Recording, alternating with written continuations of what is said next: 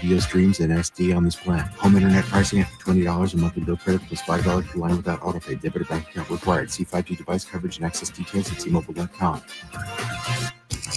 Padres, Rockies, tomorrow. 0-2, swing and a miss! Pre-game, 4:40. First pitch, 5:40. The Padres play here on 97.3 The Fan. KWFN and KWFN HD1 San Diego. This is Xander Bogaerts. The Padres play here on San Diego's #1 sports station, 97.3 The Fan. And the Padres in front. And Odyssey Sports Station. San Diego, it's time to fire it up. From the beaches to the ballparks, from the Gaslamp to North County, no one knows America's finest city like he does. You can't just punt on a Manny Machado prime use. He's a fourth-generation San Diegan, born and raised in the heart of this community.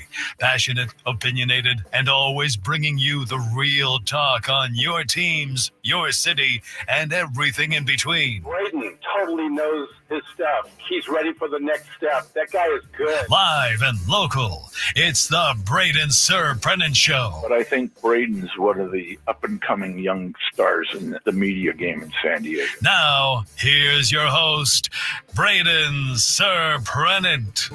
What's up, San Diego? And happy Thursday to everybody out there in America's finest city. He's Frank Marchese. I'm Braden Surprenant. This is the Braden Surprenant Show, live and local each and every day from 10 to 2 on San Diego's #1 sports station, 97.3 The Fan. Just finished up the roundtable today. Obviously, a little bit different of a roundtable this week than it was last week. Although last week was coming off of a Dodgers series win and then a Mariners series loss. And so today, talking about getting swept at home by Baltimore after losing 2 out of 3 to Minnesota. Not great, Bob. Not great. Things are not great for the Padres right now. Starting pitching is very much not great. Everybody in the rotation is struggling right now. Everybody in the rotation is struggling right now. Not good. Need to have a little bit better performance out of the starting pitching. Not good. From a bullpen perspective, again, you can win in the playoffs with just 2 starting pitchers. But there are a lot of problems right now for the San Diego Padres.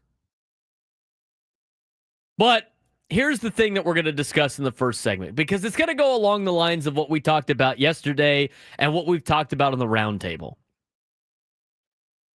We are not ready to have a conversation about the Padres not making the playoffs, because that would be absurd.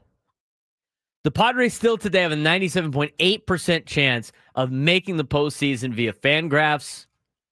If you want to go to the playoff status website that we've been using as well, the Padres' probability of making the playoffs is still very high. In fact, their magic number to clinch a playoff spot is 17. For a lot of different factors. Okay? Padres have a 98% chance of making the postseason according to playoffstatus.com. We can play the what-if games all we want, but I'm telling you right now, they're going to be in the playoffs despite being on a stretch in which they have lost 1, 2, 3, 4, 5, 6, 7, 8 out of their last 10. Which, by the way, before that, they had won 5 in a row. Lost 4 in a row before that, won 5 in a row before that. I mean, again, there's got to be a lot of ups and downs in a season. There's got to be some ups and downs in the month of September. This team is making the postseason. Now, the conversation that we are not going to have is whether or not the Padres are going to make the postseason, because that would be absurd. That would be ludicrous. That would be crazy. If you want to have the conversation, though, about if the Padres can win in the postseason, yeah, I think we can have that conversation. Because the way they're playing right now looks like they're going to be one and done in terms of rounds in the postseason, or going to be 0-2 barbecue in a wild card series, because you don't have any starting pitching. They have none right now. I mean, they're getting nothing from their starters. Absolutely nothing. Nothing that they can say is worth throwing out there every day. And I'm talking about every starter. The only one that's been away from any type of controversy or any type of downplay this year has been Nick Pivetta. But even Nick Pivetta hasn't been as great in his last couple of starts. And Nick Pivetta's next start is in Colorado. That's a problem for a guy like Nick Pivetta. Nick Pivetta, high induced vertical break guy, doesn't get that in Colorado. I mean, he is proficient with his IVB. He's got some of the best induced vertical break in Major League Baseball. Some of the best. And remember, what we're talking about here, if you got 18 inches on your IVB, and you'll see it in the ballpark, advanced analytics, it makes it look like to the hitter that the ball is rising on you. On a fastball, it makes the fastball gross. His fastball, not as gross in Colorado. He will get up to 20 inches plus on his IVB here in San Diego. In Colorado, it's less than 18 inches. Be prepared for that tomorrow. So your best guy is going, as of right now, your best guy, because Michael King's missed the majority of the season, he's going tomorrow. But your best guy is not good in Colorado. Then you got TBD on Saturday, and then you got Dylan Cease on Sunday. There is nobody in the rotation right now that is helping the ball club. Not a single person. That needs to be addressed. That needs to be fixed. I thought Mike Schilt yesterday actually gave a pretty good answer on some of this stuff. He talked about the fact that the Padres and his starting pitchers haven't been able to pitch inside consistently. He made sure to address the fact that he wasn't talking about hitting anybody, but you have to be able to control both sides of the plate. Padres haven't been able to do that. They haven't been able to pitch inside successfully, which keeps players on their toes, which keeps players away from banging mistakes out of the ballpark. What has been the biggest problem for the Padres starting pitching staff in the last 2 to 3 weeks when they've not been great? What has been the two major problems with the pitching staff? Walks and the ball leaving the ballpark. And they're kind of in line with each other. Padres get a little bit wild when they nibble after they've given up mistakes over the heart of the plate that have left the yard. They've gotten wild. They've hit some batters. They've got other teams' players on base. And so those what would be mistake solo shots that don't hurt you as much have been 3-run bombs given up by the starting staff. And it puts you behind the 8 ball in all of these games. I mean, I like the way the Padres battled yesterday and battled back, but I'm not going to pull a Jace Tingle and be like, oh, we battled today. I mean, that was nice. At least they didn't roll over and die when the Baltimore Ravens punched in a touchdown and kicked an extra point against the Padres early in the contest yesterday. I'm glad that they came back a little bit, but they shouldn't even be in that situation to begin with. You have the best bullpen in Major League Baseball. Even without Jason Adam, you still have one of the best bullpens in Major League Baseball. You can't even use it because your starters are going like 3 innings. They're not helping at all. They're not doing anything. They're not bringing anything to the table right now, the starting pitching. But you can't go find somebody else. You don't have anybody else. You could go get Randy Vasquez up from AAA. I'd like to see that a couple of times. But even then, you still got to have Yu Darvish pitch. You still got to have Dylan Cease pitch. I don't know how many times you want to watch Nestor Cortez get ambushed again at the plate. I mean, what in the Craig Stammen was going on yesterday?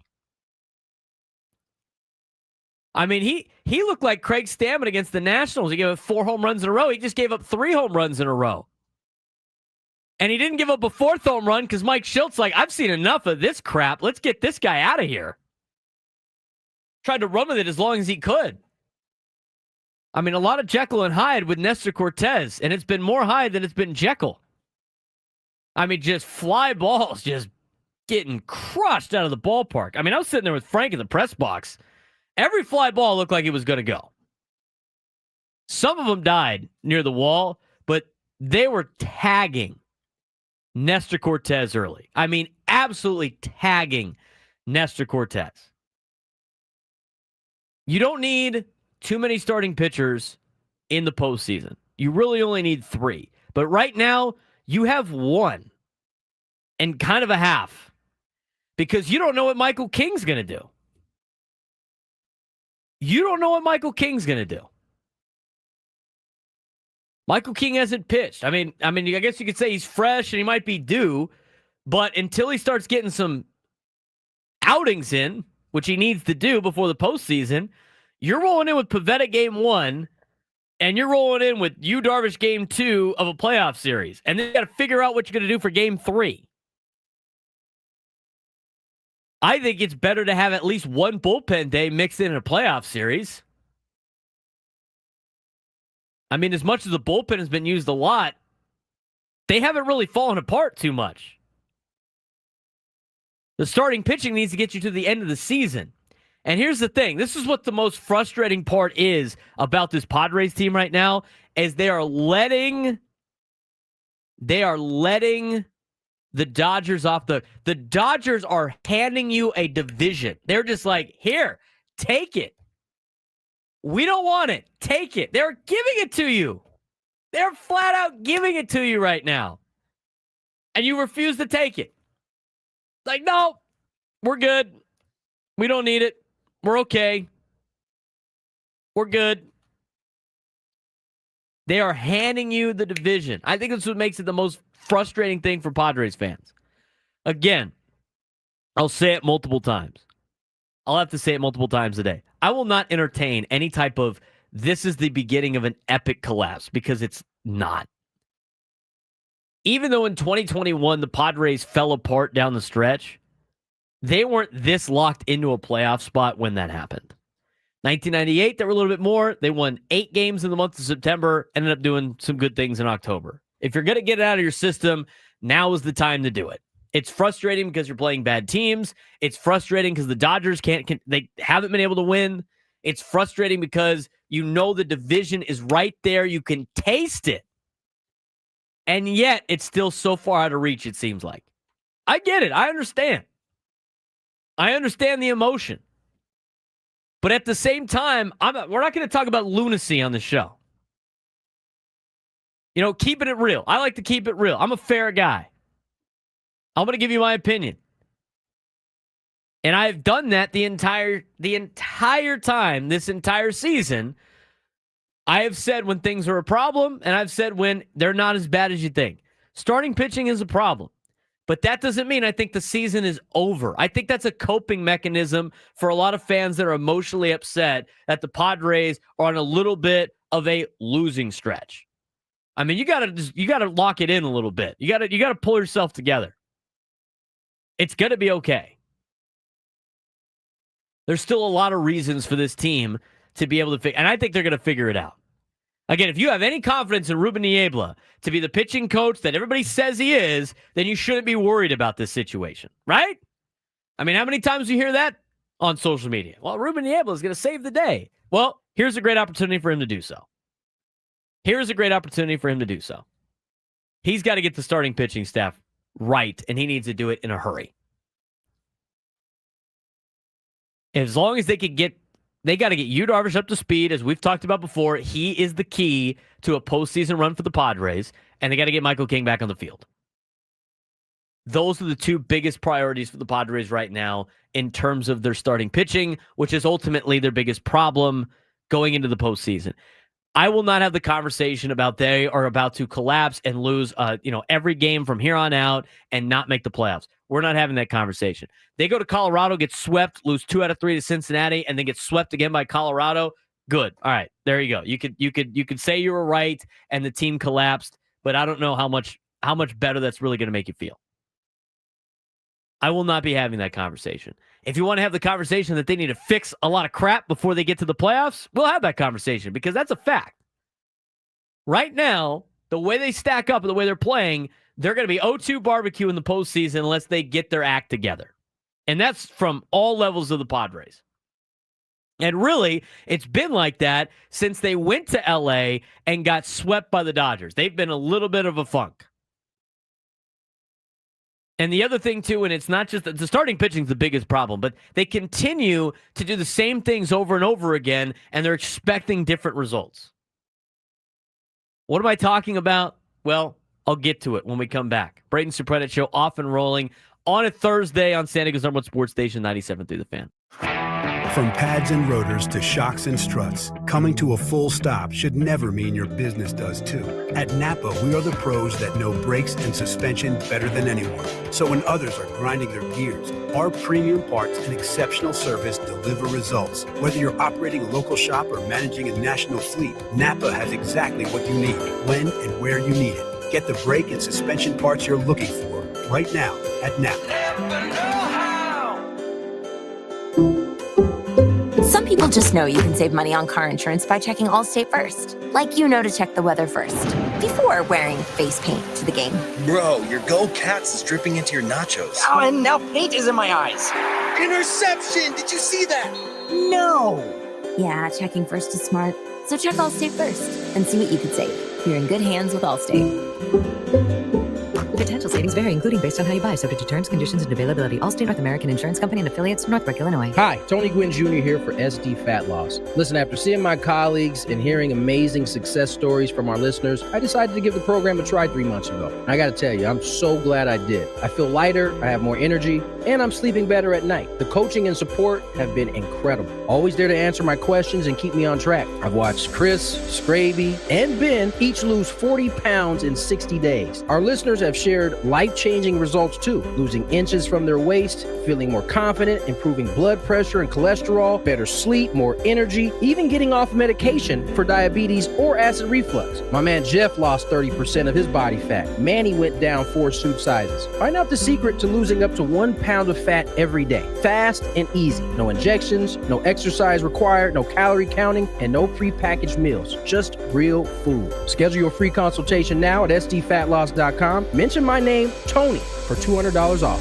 sdfatloss.com. Results may vary. I'm Kiara Palazzolo, VP of Digital Marketing for the American Management Association, a company focused on the management training skills needed to enhance the careers of business professionals. We did our research when it came to the best companies for website development and chose AmericanEagle.com. And we couldn't be happier. AmericanEagle.com worked closely with us to understand the front and back end requirements needed to launch an e-commerce website that could handle the complexities of running thousands of seminars nationwide. Our robust new website and improved SEO saw immediate increases in site traffic and web revenue. If you're in need of managerial effectiveness and success, visit our website at amanet.org. If you're in need of a website that provides an unparalleled consumer experience, I highly recommend AmericanEagle.com. Transform your business today.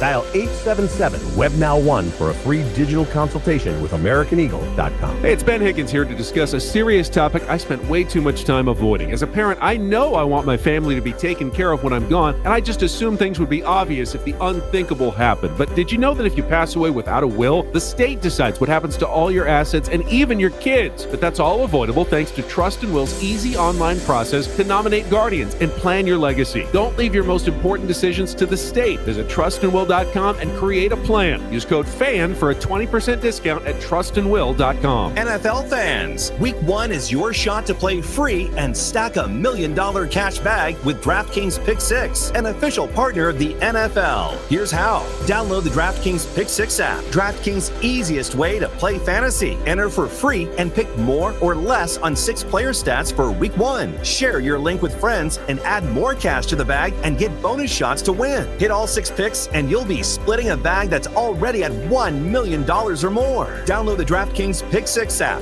and use code KWFN. Opt in for free and start stacking entries for NFL Week 1. Zero cost, huge upside. In partnership with DraftKings Pick 6. The crown is yours. Gambling problem? Call 1-800-GAMBLER. Must be 18 and over. Age and eligibility restrictions vary by jurisdiction. Void where prohibited. Must claim token for free entry in Bag Builder contest. Only perfect entries earn share of cash prize. Tokens are single use and expires September 8th at 8:15 p.m. Eastern. Terms at pick6.draftkings.com/promos.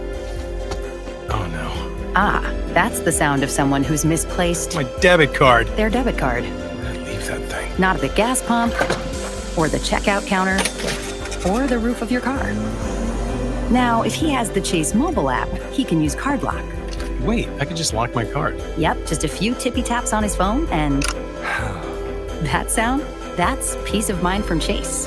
Chase mobile app is available for select mobile devices. Message and data rates may apply. JP Morgan Chase Bank N.A. member FDIC. It's never been easier to listen to the Braden Surprenant Show. The full show and each individual hour are available in podcast form on Apple Podcasts, Spotify, or wherever you get your podcasts.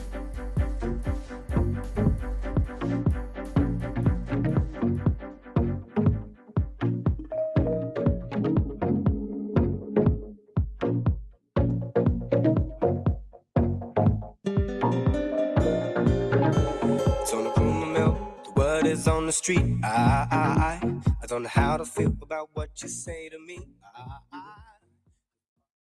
Local NFL game all season long, kicking off with a juicy Week 1 matchup between Detroit and Green Bay, starting at just $30 for your first year.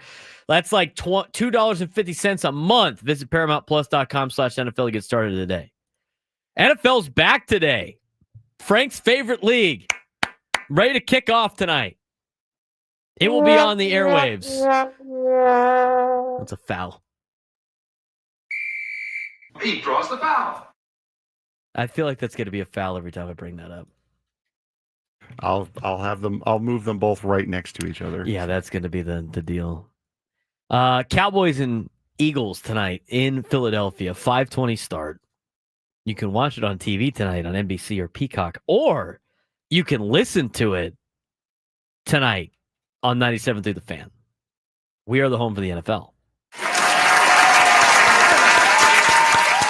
Us playing the game gets the applause. The NFL gets the boo. The NFL gets the boo. You know who gets the applause is Gwen and Chris, because now every Thursday they're preempted. The one day a week, Frank, that Gwen and Chris have to work the full 4 hours. Now they do have to come and do the roundtable. Wonderful. All right. It's now preempted with football for the rest of the fall. Oh, there you go. See that? Yeah. So they have preemptions for almost every single show with Padres baseball. And then now they got Monday Night Football's back and Thursday Night Football. What a life. Yeah, you know. Pays to be drive time, you know. Pays to be drive time. I wonder how many, and we just like to give them S. I mean, they work very, very hard with everything that they do. How many weeks does Gwen and Chris have a full week, 4 hours, Monday, Tuesday, Wednesday, Thursday, Friday, with no preempted anything? Well, there was that one. Oh, wait a minute. I don't think there's been a single week in the baseball season. No, there actually was that one. Oh, wait a minute. No, there's no. Hang on. That was a game that night. Well, there was the. During the. No, that was a night game. It's usually like the All-Star break, but even then. Yeah, no, they get preempted because it's Washington. Well, this year it was preempted because it was Washington. I think the only time's like January or February. Yeah, probably. Because there's no Thursday night, there's no weeknight football games anymore. Yeah, probably. And we don't air the college football national championship, and there's no, NFL is only on the weekends. Interesting. 833-288-0973, 833-288-0973. We're going to talk about some of the things that, we went through the starting staff. I don't know how you fix it, but it needs to be fixed. I think you bring up Ruben Niebla here, Frank.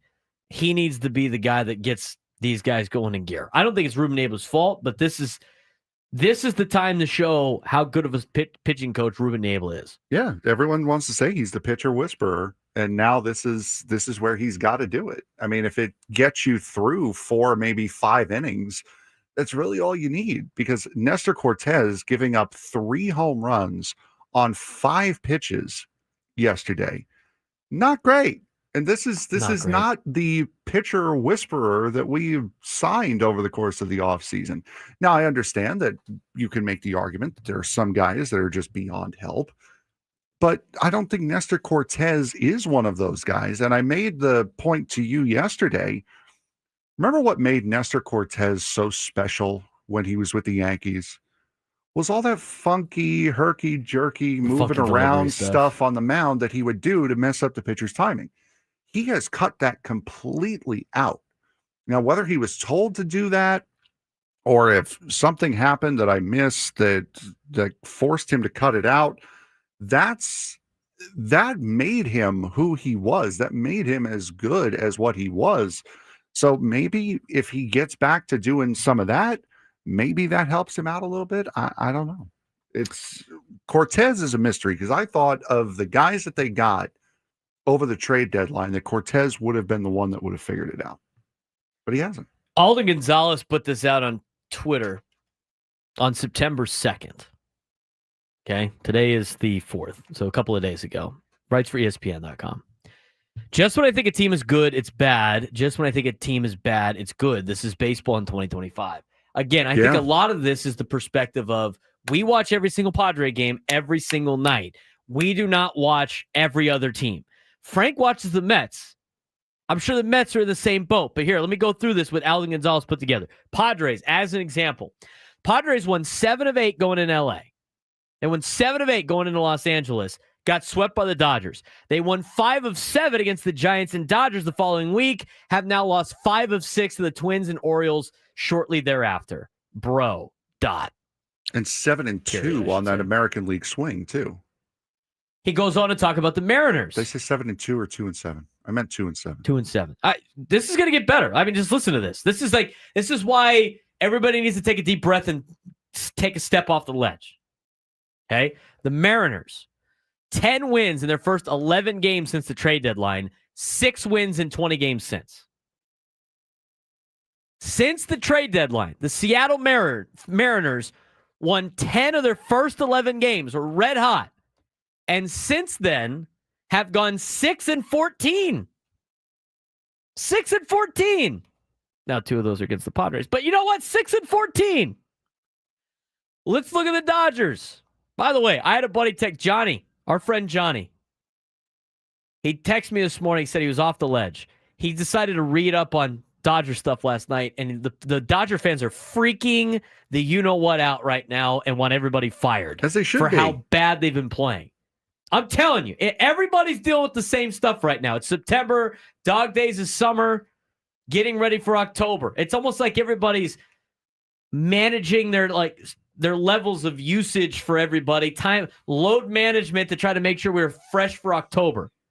The Dodgers, 9-0 start to the season, 56-32 as of July 3rd. They have lost 21 of 33 to blow a 9-game lead. Then they sweep the Padres. Then they come back, lose 4 of 7 in Colorado and San Diego. They win 4 in a row, and now they have lost 4 of 5 to the Diamondbacks and the Pirates. Seriously. They're trying to give this division away, and that is what it shouldn't be. The Padres' performance that is driving Padre fans insane. It's the fact that the Dodgers are god-awful right now, and they're not capitalizing. That should be worse. I'm worried about the Padres' play for October. I'm not worried about them making the playoffs. And this is an example of why you shouldn't worry about it, because every team is dealing with the exact same thing. Exactly. We've talked about the Dodgers. Let's go to the Giants. Giants go 41-30 through June 14th. They get Rafael Devers. They turn into the worst team in baseball. They go 13-25 to the end of July. They trade everybody away. Then they win 5 of 7. Then they lose 11 of 13, and now they've won 10 of 11. I'm telling you, have we not been saying this all season long? This is just baseball in a nutshell. Because this is the reaction we get from everybody else, Frank. Remember, this is always the reaction. Good teams never do this. No, everybody does this. I don't know how many times I have to say it. You go on a couple of winning streaks, and then you play 500 ball the rest of the way. That's basically what a playoff team is in Major League Baseball with all the games that they have. Let's look at Frank's Mets. This should be fun. Let's look at your Mets, Frank. Yeah, let's do that. The New York Mets, and tell me if Alden is wrong, because I don't think he is. Okay. The Mets go 45-24 through June 12th. I remember this. Frank was ecstatic. He's talking S to Adam as a Braves fan. He's just rubbing everybody's face. Mets are the best team in baseball, 45-24 through June 12th. They go 10-20 in their next 30 games. Then they win 7 in a row. Then they lose 14 of 16. I remember that Frank too. That Frank was miserable. Mm-hmm. Then they sweep the Phillies for 8 wins in 11 games. And you know what they do after that? Lose 3 out of 4 to the Marlins. Lose 3 out of 4 to Miami. It's baseball. And then go and beat Detroit 2 out of 3 at Comerica Park. Who do they got this week? The Reds? They'll get swept. Keep the Reds alive. With rookie pitchers, by the way, doing this with rookie pitchers because their veteran leadership, their Clay Holmes, awful. Sean Manaea, awful. Frankie Montas is done for the rest of the year and most likely next year. They're trying to see if Kodai Senga will take a minor league assignment right now. They're doing this with Nolan McLean, Jonah Tong, and now they just announced they're going to call up Brandon Sproat today. You know, the Chicago Cubs aren't on this list yet, but I'll tell you what, we just saw it on MLB Network. I mean, Pete Crow Armstrong has been sat the last 2 days. Yeah. And for a mental break. And Kyle Tucker's been awful as well. He's starting to turn it around. He got benched too. Awful. Let's talk about the Texas Rangers. 41-44 by the end of June. They're cooked. They're cooked. They're cooked. It's over. Texas. What's going on? Goes 16-9 in July. They're back. The Rangers are back. Win 3 of 5 over the Mariners and Yankees. Oh, baby, we're cooking now. Texas Rangers lose 11 of 14. We're cooked. They're cooked again. The Rangers are cooked. Win 8 of 9. They're back. They're back. Want to do the Yankees? Let's do the Yankees, Frank. Why not? Let's do the Yankees. Let's do the Yankees. Mm-hmm. All right. Might as well do the Yankees too. Alden Gonzalez. But doing all the research for us, this is great. 35-22 in March, April, and May. Not bad. No. It's great. 25-27 in June and July. Then they lose 5 in a row. Then they win 9 of 12. They're back. The Yankees are back. Then they lose 3 in a row to the Red Sox.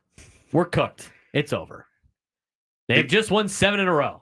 Yankees are back, baby. And then you get the emergence of Anthony Volpe E6. Jazz Chisholm can't throw a ball to first base to save his life.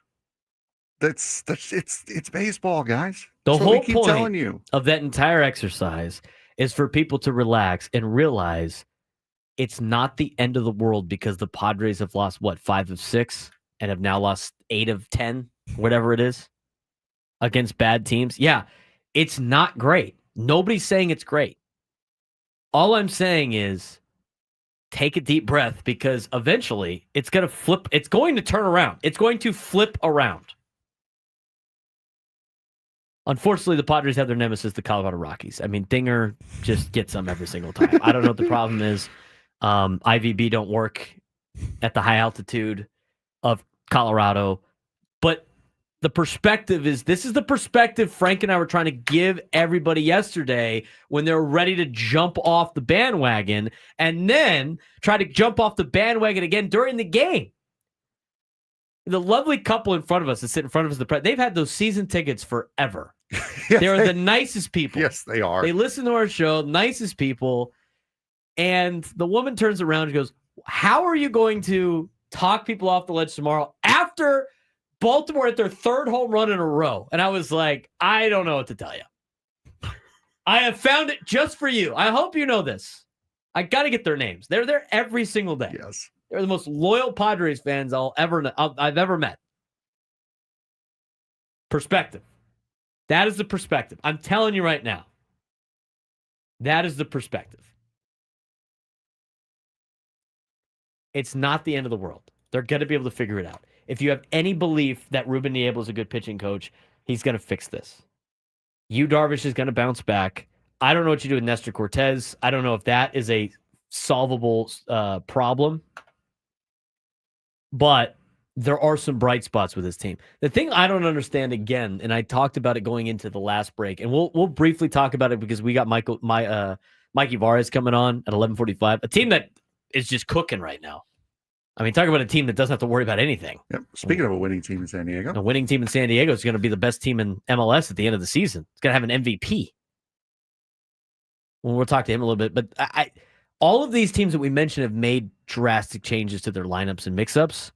Padres continue to not do that. And I wonder if that needs to be addressed. We'll talk about that and talk with Mikey Vargas when we come back on the Braden Surprenant Show.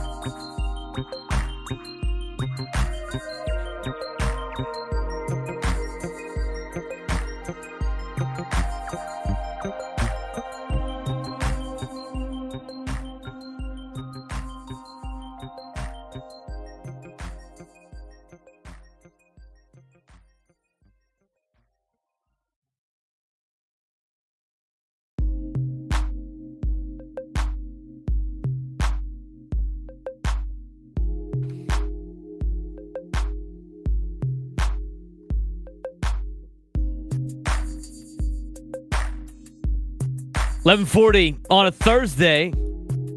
I'd say getting ready for Padres baseball. The Padres have the day off today. They're in Colorado. Off day in Colorado. Try to get their minds right as they get ready to take on Dinger and the Rockies. A place that hasn't been very good to the Padres. Nope. Not good at all.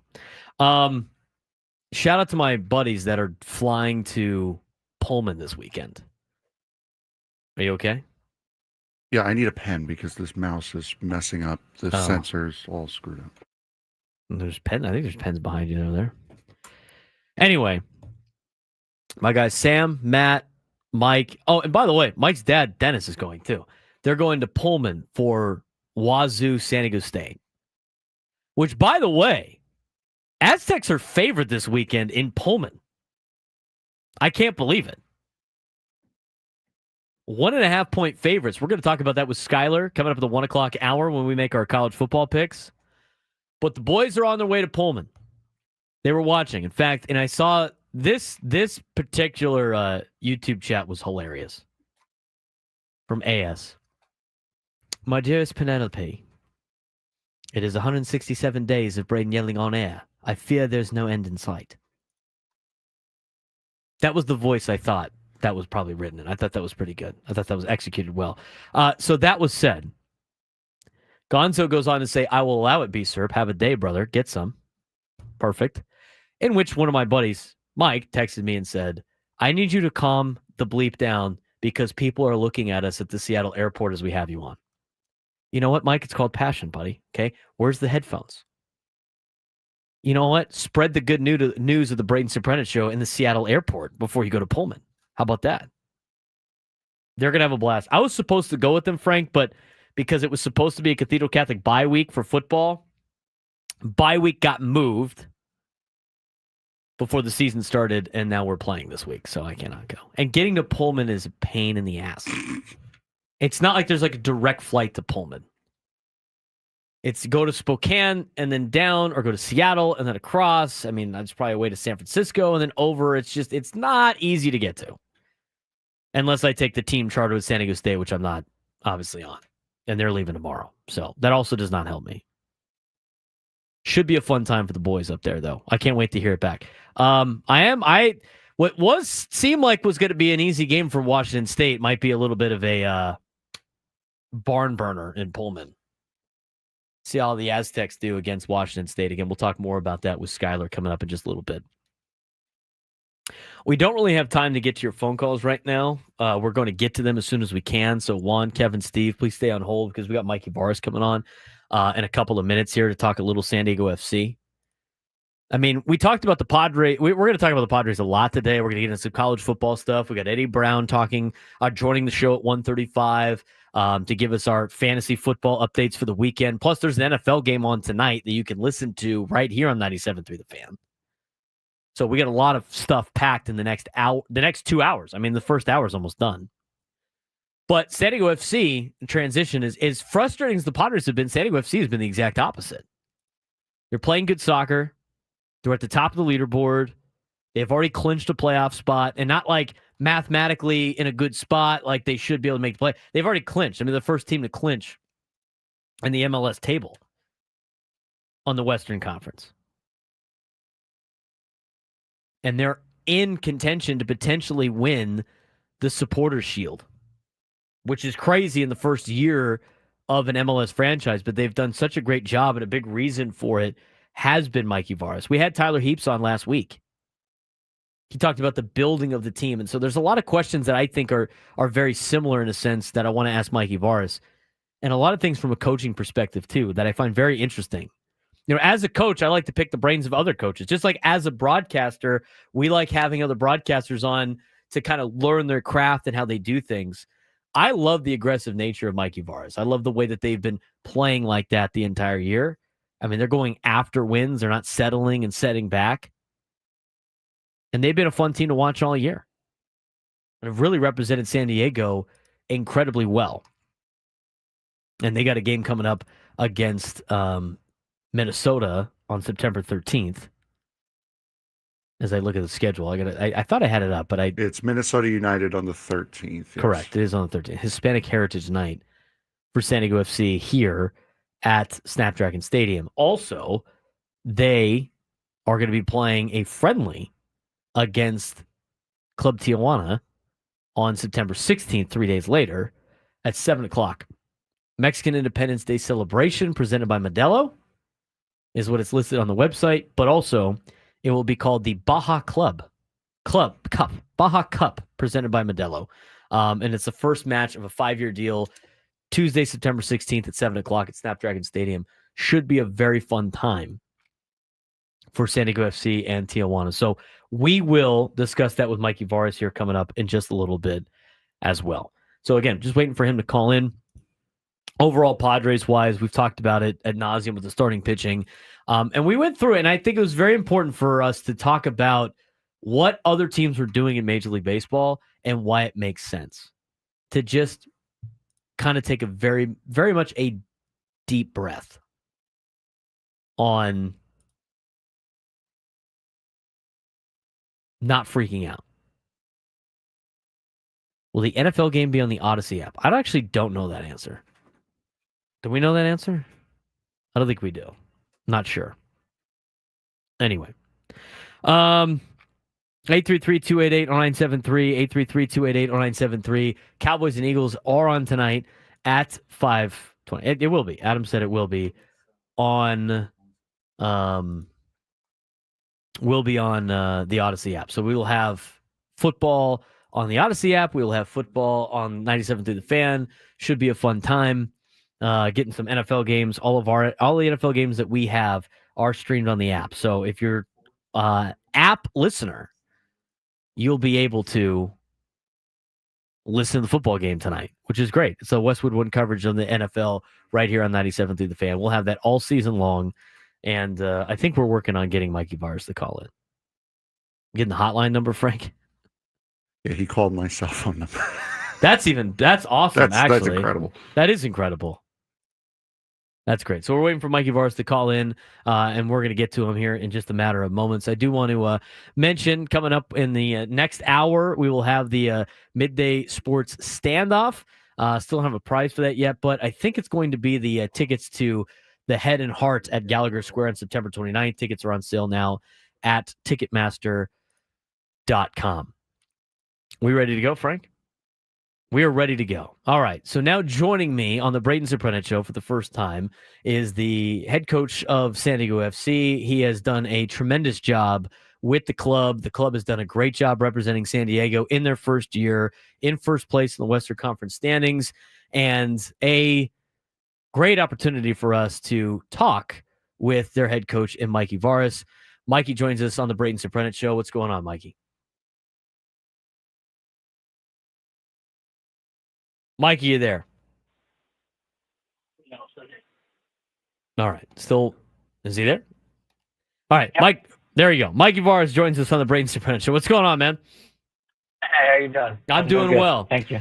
Let's talk a little bit about this club. Obviously, you guys have clinched a playoff spot already. Things are looking really good. You guys continue to play at a high level. You know, for you, near the end of the regular season for MLS with a friendly mixed in, how do you go about these next couple of weeks as you lead into the postseason? No, I mean, it's the same as we've done every single week, which is prepare for the points that are in front of you, and make sure that the group stays ready, alert, and hungry for more. We're talking with Mikey Varas, San Diego FC head coach here on the Braden Surprenant Show. A couple of things. We had Tyler Heaps on last week, and I asked him about, with the process of, putting the team together. It was a lot of conversations with you going into the season. I mean, this is a multiple year plan going into just year one of being an expansion team in MLS. And although you guys are still focused on getting the next thing, how much do you look back and see, this has been a great year for us. We like the way that we have started this franchise. Yeah, I think there's been a lot of work put into it. I think it starts with the ownership group, then the club leadership, Tyler, his whole group, recruitment staff, coaching staff. But I think we were ambitious from the beginning, and we had a lot of purpose and intention about how we set about doing it. And then we just worked hard, working hard every day. And nothing's guaranteed in life. We've also had some good luck and some good fortune, as is most cases when things go well in life. But the most important thing is we're trying to do our best right now. We want as many points and as much success as possible in the short term, but while doing it in a way that sets the club up for sustainability long term. We're talking with Mikey Varas, San Diego FC head coach, as he joins us on the Braden Surprenant Show. And Mike, I'm an American football guy. I coach high school football here in San Diego, and early on in watching you guys play and the aggressiveness and going after wins and not taking the foot off the gas, like I think we have seen a lot in soccer, has really gotten a lot of people involved and a lot of maybe casual fans involved to watch you guys play. And obviously with the high success, it makes it a lot easier. But I love that fiery mentality that you guys have. Watching you coach is really great. From a coaching side, how did you develop this kind of aggressive nature and some of the philosophies that you guys have run with your soccer club? Yeah, for us, it's first of all, it's all about the collective. Like, we all are pointed in the same direction. And we all believe in playing with initiative and going after the game. We believe in football where that's exciting, scoring, that means scoring goals and playing entertaining football, but also having like an intensity about the group and a winning mentality. We believe that because we believe that that's a way to win sustainably over time. We also believe that because it is a way to develop the highest level players, whether those are older guys, veteran players that are with you for a few years, or your youngest top talent that you want to get into Europe. And then for me, it's in my blood. It's the football that I like playing, that I like watching, and that I like coaching. And I think when you think about how you want to attack something in life, you got to think about what that journey looks like and what it's gonna be like in the good and in the bad. And what I know is that no matter what happens, and from a results perspective, I'll always feel good about taking these challenges on this way. One of the challenges that you face just in soccer in general is obviously the roster always changing. There's different time periods where some players on your team are going to play for their country, or, maybe you get some players on loan. I mean, it's ever changing, but the culture has been the same. How difficult is that, for an organization to be able to try to keep everything moving in the right direction? How do you get players to buy into what the culture is? How much do you rely on players for that as well? To me, I think that's been one of the most impressive things, and really a thing that I admire from afar is how you are able to do that, on top of the fact that all the players that we have had on that play for you, I mean, they cannot say enough great things about playing for you as a coach. So when you have all these different walks of life, what's the biggest key to you in trying to get everybody into the same kind of pulling the rope in the right direction, as you have mentioned? Yeah, I think it's about first having clarity with what you want to do. So you got to show them a clear intention and vision for who we want to be. Then you have to show that you have conviction in it, because these guys are the smartest social creatures in the world. Professional footballers, or professional athletes in general, they grow up in locker rooms. And they can tell when you mean business and when you don't. They can tell when you're wavering. They can tell how you react to stress. And so that conviction of in the good times and in the bad times, to stay steady, to stay consistent, and to show them that who you say you want to be is who you are in the hardest of moments, I think is key. And we're fortunate here is that we have a collective of individuals who believe in that. And so we believe in treating people as human beings first, people first, showing that we care about them, wanting to push them in a direction of being their best. And then we want to win, and we want to win a certain way. And I think we've been quite consistent with that. And we do lean on the players, because the players are the ones who bring this football to life at the end of the day. And so they do the hardest thing, which is the final touches, bringing it to life against an opponent who wants to stop you from doing it. And it's a collaboration always. We got a lot of great soccer here in Southern California, in San Diego, across the border in Tijuana as well. You guys have now established this, Baja Cup, which is presented by Modelo. It's the first match of a 5-year deal. It will be on Tuesday, September 16th at 7 o'clock at Snapdragon. I know you got another game in between, but this is kind of a big deal as well moving forward. How excited are you to be a part of what could be a nice little friendly between San Diego FC and Tijuana from the Liga MX for the next handful of years? Yeah, I think we said that we want to be a reflection of the community, Tijuana, Baja California, as part of the San Diego region. So creating a partnership makes all the sense in the world. And I think both clubs and the whole region having success is the most important thing in the long run. Mikey, we appreciate the time. I know you guys got a handful of games left of the season. Good luck the rest of the way, and really appreciate you spending some time with us today. Yeah, I appreciate you having me on. Thank you so much. Mikey Varas, San Diego FC head coach, joining us on the Braden Surprenant show. A little bit I had to get him going a little bit on the some of the technology in the background, but that was good. It was a good conversation. I like watching him coach. I like his style of play. I like his style of soccer. It's been really fun to watch. And San Diego FC has been one of the best, if not the best team in the MLS this entire season, and they're trying to finish it out here in 2025. Handful of games left. Their next game is against Minnesota FC on September 13th. They will play Club Tijuana on September 16th. Already 2 hours into the books after the roundtable. In the next hour, talk some NFL, talk back Padres baseball, get your phone calls, 833-288-0973, 833-288-0973. Braden Surprenant show rolls on, San Diego's #1 sports station, 97.3 The Fan.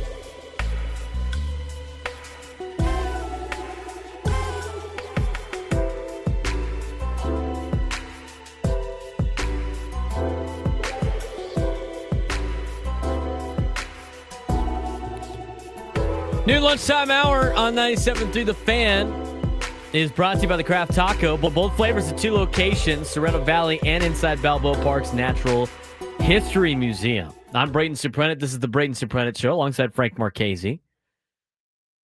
We're doing a lot of, that was fun, getting Mikey Varis on the air, Frank.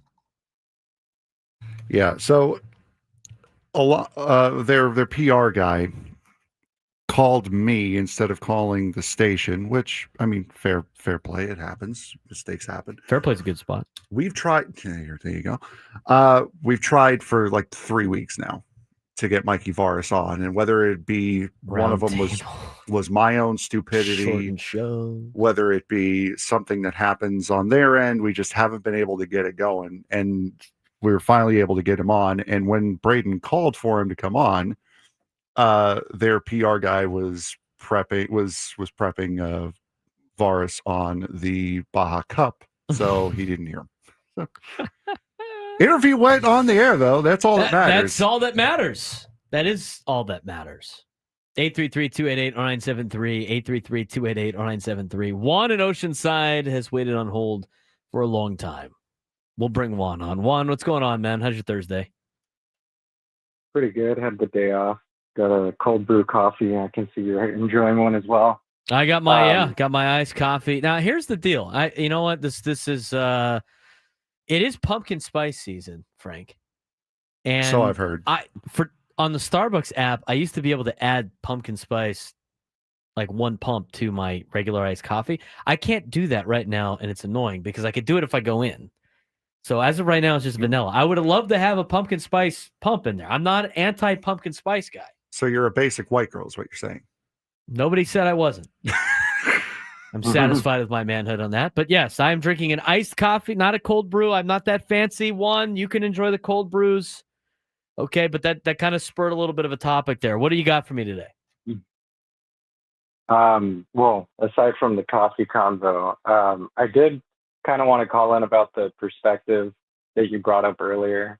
That's why I initially called. I feel like a lot of Padres fans get so Padres centered and focused, where it's like, we're the most miserable team on earth. And I'm like, the Mets are right there, and they kind of are dealing with the exact same problem the Padres are, where they can't get length out of their starters. And they also have a renowned pitching staff, coaching staff wise. And I mean, I think it's just a matter of getting through this stretch. And I mean, I kind of have a question in regards to who you think we should call up for Saturday, because apparently Michael King is having a rehab assignment either today or tomorrow. I completely forgot what day it was, but today's Thursday. Would you rather have Vasquez, or would you rather see another bullpen day with a starter like Kyle Hart? I just want to know what you guys think. I said on the roundtable, Juan, I appreciate the phone call. I had to throw in the just haymakers left and right, and just always bang, catching strays. Bang. Well, you wore the jersey, and then just open up a can of worms. Did dude. it to myself. You did it to that's yourself. Different. You did it to yourself. That's right. As Nate said, Juan dropping elbows. Ain't messing around today. I mean, as bad as this has been, Padres fans, you could be the Mets. I mean, that's literally what he said. Who are about to pass the Padres right now, by the way. But that's neither here nor there. I'd rather see Randy Vasquez in the starting rotation. I mean, you got to try to help the bullpen out as much as possible. Adding another bullpen day in Colorado is not the greatest. It's not the greatest. I'd rather take my chances with Randy Vasquez. I don't know when he pitched last. I haven't looked at the minor league. It was not Frank's week to watch the Chihuahuas, so we don't know when Randy Vasquez pitched last, but if he is due to pitch this weekend, I hope it's in a Padres uniform. And hopefully they can get Michael King back sooner rather than later. Good news is, it sounds like he might be doing a rehab assignment soon. So I hope that's the case. 833-288-0973, 833-288-0973. Are you ready to get to the sports thread? Sure, I can be. Let's get to the sports thread. You know that group chat, the one that's always blowing up with the biggest sports takes, debates, and breaking news? You got barbecue back there, and you didn't invite me? Yeah, we've got that too. Welcome to the Sports Thread, where we break down the top 5 stories in sports, just like you would with your crew. Oh, no! Disaster! No filters, no silence, just real talk. All right, Frank, what do we got today? This first one here, we kind of gave a little bit of credence to yesterday, but we'll go a little bit more in depth on this one today. Number one, and that would be the issue that happened between Framber Valdez and Oscar Salazar. Baseball's highest paid left-handed pitcher looked every bit the part on Tuesday night at Dyken Park as Astros Southpaw seeking something close. For God's sake, whatever. Just stop reading. So what happened? What had happened was bases were loaded for the Yankees. Framber Valdez with Trent Grisham batting calls a pitch. Salazar sees something he didn't like. Says step off. Yeah, waves his hand back. Step off, step off, step off. You can clearly see him step off. And Framber Valdez goes, I got 96 on the sink right here. Playa.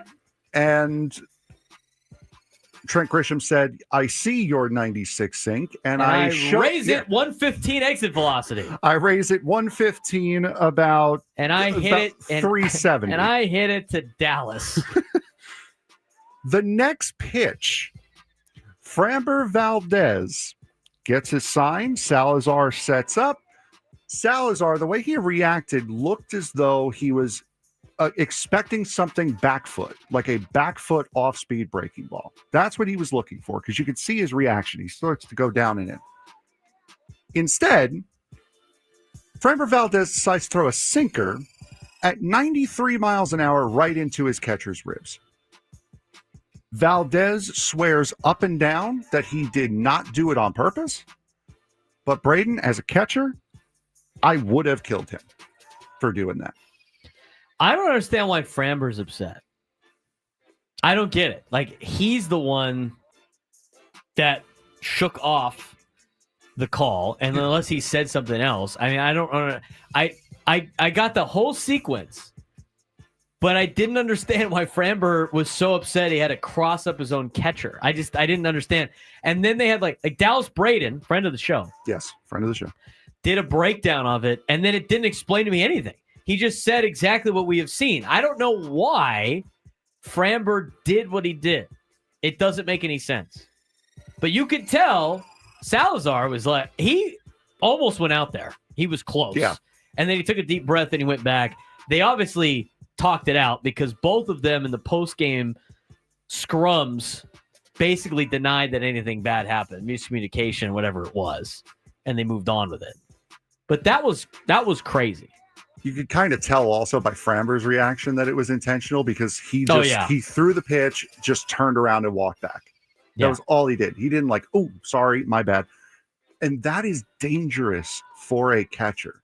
If you catch a pitch like that, if you get crossed up and catch a pitch on the like a bad part of, like, say, your thumb, for instance, you could tear ligaments in your thumb and be done for the year. Like, that is a dangerous thing to have happen. Yeah. Number two.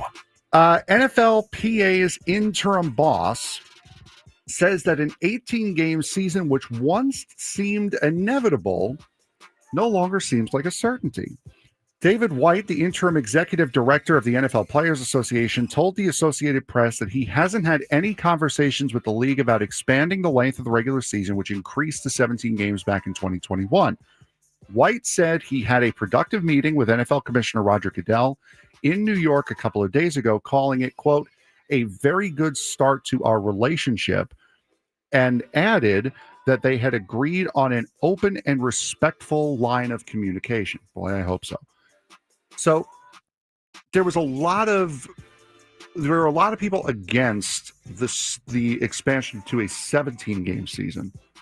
Why would the players, without guaranteed contracts, mind you, accept an 18-game season, which is now one more opportunity for them to get seriously hurt? Because their players association sucks. Well, not now. They had a very good meeting, very good start to the relationship, and they're going to be open and respectful when talking with each other. Yeah, thanks, corporate Big Ten, Frank. Well, no, I'm just reading quotes. They have a terrible players association. They've continually gotten the worst end of the deals with the NFL. I don't know why they would want to expand it anyway. I mean, obviously they could get more money out of it. Enough of the expansion of the NFL regular season. I don't care. It's making it not like every game matters anymore. There's way too many games in the NFL. And with all of these games in the NFL, there's more guys that are missing time. And the only way to me that it makes sense to do an 18-game season is if you throw in another bye week and have every team have 2 byes. 18 games for regular season, way too many football games. It's way too many football games. I was fine with 16 games. Why they needed to go to 17? Beyond me. I don't understand.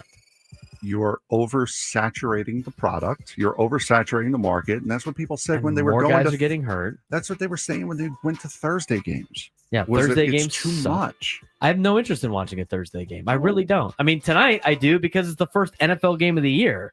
But during the season, I would rather watch 2 games on Monday night than watch the game on Thursday night. In fact, I usually miss most Thursday night games, and the fact that I have to go on to streaming and I have to go jump through all these hoops to watch it. Decentivizes me to watch those games. They've gotten too fat. Yeah. It's going to get worse for them. And the red zone thing makes it worse. And another reason to be concerned about an 18-game season, this is probably only me that's concerned about this, Jeff Gluck, who is a NASCAR reporter for The Athletic, said if they expand the regular season to 18 games, that's most likely going to push the Super Bowl back to about mid-February, Daytona, which is right when the Daytona 500 is. They don't care. I mean, everybody watches the Super Bowl. Exactly right. Which, Super Bowl of NASCAR is what they always call it. Number 3. Sticking with players' associations is the NHL and NHLPA have agreed to expedite a playoff salary cap, changing a long-term injury rule that was supposed to go into effect next year. That is going to now be bumped up to this year. The playoff salary cap rule is one of several changes to the league's new collective bargaining agreement is fast-tracking to this season. So basically what would happen is, in order to skirt the salary cap, because there was no salary cap in the postseason for the NHL. So you would have a guy with a lot of salary, he would get hurt, you'd put him on long-term IR, get more players to replace him, and then bring that player back, which would put you over the salary cap into the playoffs.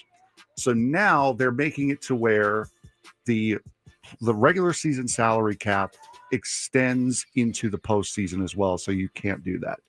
Good idea, bad idea for the NHL. I guess. It doesn't offend me. I don't have an opinion on that one way or the other. Does it make it better for hockey? Yes, it does, because now there's super teams that are built up. It's skirting the salary cap is what they're doing. We have to take a break. One of these things on the sports that I do want to talk about, though, and it's the Clippers thing. Kawhi Leonard. That's the next one. That's crazy. As a matter of fact. This is crazy. It's not that crazy. I'm actually surprised that nobody's done this yet. But we'll talk about it when we come back on the Braden Surprenant Show. The manipulation of the salary cap in the NBA. It's like NIL. I don't know why more teams haven't done this to begin with. It's such a workaround. We'll talk about it when we come back.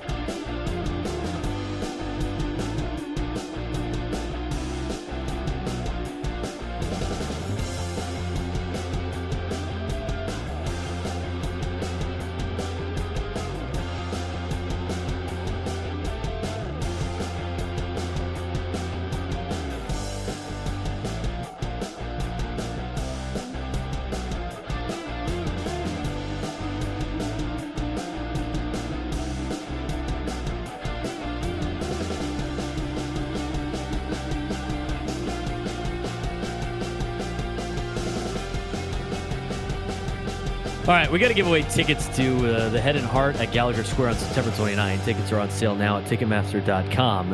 In order to do that, you'll have to take me down some sports trivia today. Correct, Frank? Is that what we're going to do? Yeah, we did the same thing earlier in the week. If you can beat Braden, if you are smarter than Braden, not all that hard to do, honestly. Yeah, it's like being smarter than a fifth grader. It's Yeah, exactly. If you are smarter than Braden, you will win the tickets. If not, it goes to the callers. Yeah, at 1 o'clock. Yes, at 1 o'clock, and we give them away that way. This hour 97 to the fans brought to you by Islands Restaurants. Islands Restaurants, summer refreshment, paradise ambiance, and the best burgers in town, like the Big Wave with cheese and fresh cut fries. $10 now for a limited time only. Visit one of our Islands restaurants throughout Southern California today. Dine in only. All right. This Kawhi Leonard story is interesting to me because it's not that crazy. Like, when this first came down, I actually thought about this. This is something that I'm surprised nobody's ever done, or maybe they have been doing this in terms of trying to manipulate salary cap. Because let's think about it from the perspective of like the future of college football, right? With the revenue sharing, Frank, right? They have the revenue sharing, and then they have the NIL stuff. Yeah. Which means the revenue sharing is the stuff that you have to keep under the cap, but then you could spend unlimited amount of money in endorsements and NIL money. What's the difference here, right? Mm-hmm. So this is what happened. The LA Clippers and team owner Steve Ballmer reportedly have been accused of circumventing the NBA salary cap by paying $28 million to Kawhi Leonard for a, quote, no-show job. Pablo Torre, a podcaster and former ESPN contributor, reported Wednesday that the Clippers paid Leonard through a now bankrupt company in which Ballmer invested. NBA spokesman Mike Bass said in a statement later Wednesday that the league was, quote, aware of this morning's media report regarding the LA Clippers and is commencing an investigation. In the latest episode of Pablo Torre Finds Out podcast, Torre cited a trove of internal documents from the company Aspiration, which Ballmer partially funded with a $50 million investment through his personal LLC on September 14th of 2021. Later that month, on September 27th, 2021, the Clippers announced a $300 million partnership with now bankrupt Aspiration, including sponsorship in the team's new arena and on the team's jersey patch. According to Torre, Kawhi Leonard agreed to a 4-year, $28 million endorsement deal in April of 2022 through his LLC, KL2 Aspire. The endorsement deal came 9 months after Leonard signed a 4-year, $176.3 million contract to remain with the Clippers, the maximum allowed at the time under the NBA's collective bargaining agreement. A clause in one of the documents purportedly obtained by Torre states that the deal between Aspiration and KL2 Aspire would be voided if Leonard left the Clippers. According to Torre, Leonard also could decline to proceed with any action desired by Aspiration and continue to be paid. An unnamed employee who purportedly works for Aspiration told Torre that the payment to Leonard was, quote, to circumvent the salary cap. So They could only give him, what was that, a Supermax contract or something like that? Yeah. So they gave him the 4-year, $176.3 million contract. And in order to sweeten the deal, they put Kawhi Leonard on staff of a company that Steve Ballmer invested in which they just gave him an additional $28 million to do basically nothing that doesn't count towards the cap because it's an endorsement deal. Do we think this is the first time this has ever happened? I don't think so. No. But this is, to me, it's like, this is where it gets fishy with the salary cap stuff. This is why I don't care about the salary cap argument in base. These guys are all making money in other ways. You know what? Like, they're making money in other ways. Kawhi Leonard got paid $28 million to just be around. I mean, this is like what they do. It's like what politicians do with nonprofits. Oh, I'm on this nonprofit. Look at all this government funding I get. And it just goes right into their bank account. What do you do over there? I don't really know. Basically the same thing. It's the same thing you're seeing in college athletics right now with NIL. Kawhi Leonard signed a 4-year, $176 million contract to play, and then he got $28 million in NIL to endorse a company that he didn't have to do anything for. This is insane. But it's also so believable at the same time. If this is happening in the NBA, I can't imagine it's not happening in the NFL. I can't imagine this isn't happening in the NFL. And maybe it's not. But if you're the National Football League, if you're a team in the NFL, to stay under cap, you could offer the world to anybody.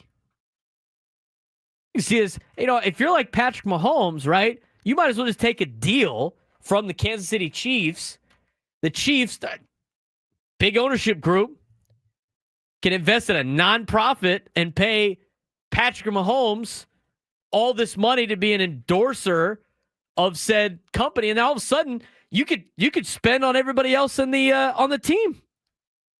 Oh, Patrick Mahomes is making $1 million. What a generous guy! Like, oh, look at all this money he's making over here on the side. I can't believe, like,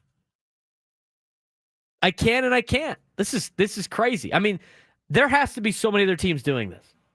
There has to be. And maybe this is just like the tip of the iceberg in professional sports that have salary caps. But I don't know how the NBA fixes this. I mean, it doesn't seem like it's illegal. Seems like it's part of the rule. They're not breaking any rules. I mean, I don't really know what the handbook is for the NBA. I don't know if there's like you can't have an owner's company endorse a player or anything like that. But this is literally college football. I mean, college football is doing this right now with the revenue sharing. I'm going to spend $4 million on my quarterback with revenue sharing, but then I'm going to give an additional $25 million from the local car dealership. That's an insane amount of money that nobody's paying. But just for context. Should this be like punished, Frank? I mean, are you going to put in rules for this? You have to. I mean, this basically negates any salary cap in professional sports. Yes. It eliminates all of them. Yes, exactly. Which means there really is no salary cap. So everybody that bitches, moans, and complains about us asking for a salary cap in professional sports, I don't feel bad about the athletes not making any money. There's ways around this stuff. Yeah, and this is why I use the NHL as the lead-in for them clamping down on this skirting around the salary cap for the playoffs. There are ways to do it. It's how dumb are you to get caught? And the Clippers, who are not known for doing the smartest things ever, were dumb enough to get caught on this one. It's such a stupid thing to do. I mean, of course, if that's going to help you get Kawhi Leonard, who rarely ever plays, is always hurt, fine. If you think that's the piece you need to win a championship, fine. You're going to try to do what you need to do. I don't fault them for trying to do it. It's just you are that dumb to get caught with it. You want to hear what the Clippers said? Oopsie daisy. Start rolling your eyes now. Oopsies? No, that's not what they said. They denied it, obviously. Neither Mr. Ballmer nor the Clippers circumvented the salary cap or engaged in any misconduct related to aspiration, the Clippers said. Any contrary assertion is provably false. The team ended its relationship with aspiration years ago during the 2022-2023 season when aspiration defaulted on its obligations.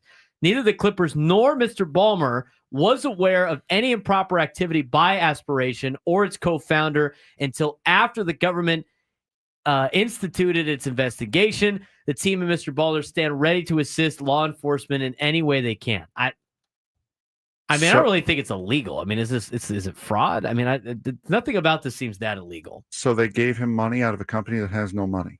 Yes.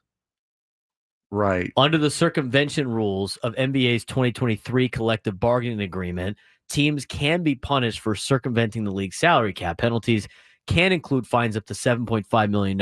Oh, sick. Nice. So that's don't do it again. It's a quarter of Kawhi's contract. Yeah, and even if the team, it's nothing to an organization like the Clippers, it's also nothing to Kawhi. He got $28 million from this whole ordeal. Yeah. $28 million. It's ridiculous. It's so dumb. And again, so the fines are up to $7.5 million. Direct forfeiture of draft picks. Is that a draft pick in the NBA, is that the most unvaluable thing in all of professional sports? Yes. Is there any value in a draft pick in the NBA? No. Voiding any player contract and a suspension up to a year for any team personnel found to have engaged in such a violation. Kawhi doesn't play anyway. He never plays anyway. So he's hurt. And the games that he's not hurt, he's taking a rest day. Clippers, in a second statement later Wednesday, reiterated many of the same points. Now they're doubling down. Let's go. Doubling down. That's always a sign that they're innocent. The first press release didn't work, so we're going to send out another one. In a second statement later Wednesday that reiterated many of the same points, said, quote, "The notion that Steve invested in Aspiration in order to funnel money to Kawhi Leonard is absurd." Now it's absurd. This is absurd. There is nothing unusual or untoward about team sponsors doing endorsement deals with players on the same team. How about that? Now it's like, well, there's nothing really against this. It went from we didn't do any of this to there's nothing wrong with this. Neither Steve nor the Clippers organization had any oversight of Kawhi's independent endorsement agreement with Aspiration. To say otherwise is flat out wrong. The more they talk, the dumber they sound right now. We asked a question, I believe it was last week when the Braves were playing the Marlins.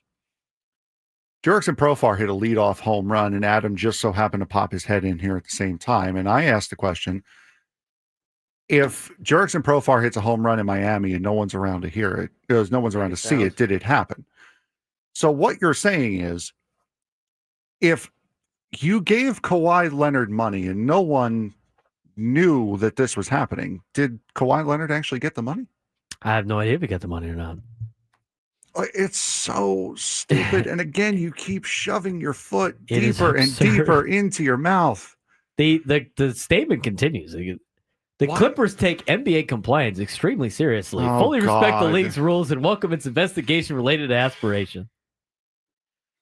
That is hilarious. That is something that Big 12 corporate Frank would say. Big 10 Big 10 corporate Frank would say. I'm Big 12 corporate Braden. You're Big 10 corporate gotcha. Frank.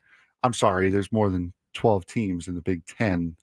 There's more than 12 teams in the Big 12 too. Okay, so but unfortunately for you guys, the Big 10, they didn't buy the naming rights to the Big 12, 14, 16, and 18 like some conferences did because they were, foresight. Well, again, listen, when you invent college football, you could do whatever you want. Okay, yeah, and not be very good at it. Anyway, in 2000, it was discovered that the Minnesota Timberwolves engaged in an illegal secret agreement with Joe Smith by allegedly promising to pay him a future multi-million-dollar deal if he signed with the team on a shorter contract for less money. The NBA penalized the Timberwolves by removing 5 first-round draft picks. Oh, wow, thanks. Fining the team $3.5 million and banning head coach Kevin McHale and owner Glenn Taylor for a season, along with voiding the contracts for Smith. The NBA fined the Clippers $50,000 in May of 2019 for violating tampering rules after then Clippers head coach Doc Rivers made public remarks comparing Leonard, who was then with the Toronto Raptors, to Michael Jordan.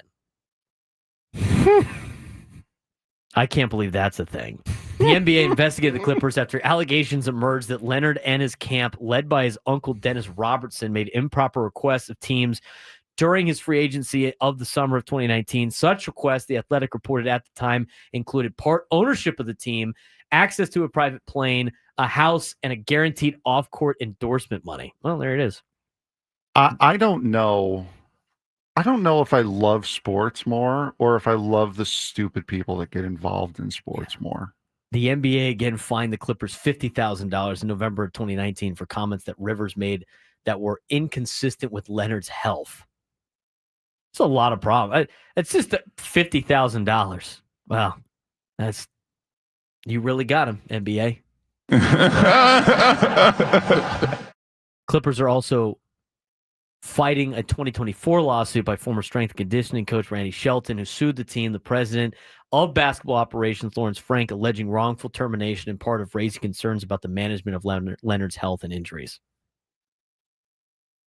What a circus they are. Why is it always the dumbest teams that do this stuff? Oh, I don't know. Maybe that's why they're the dumbest teams. Like, you never see the Lakers do this.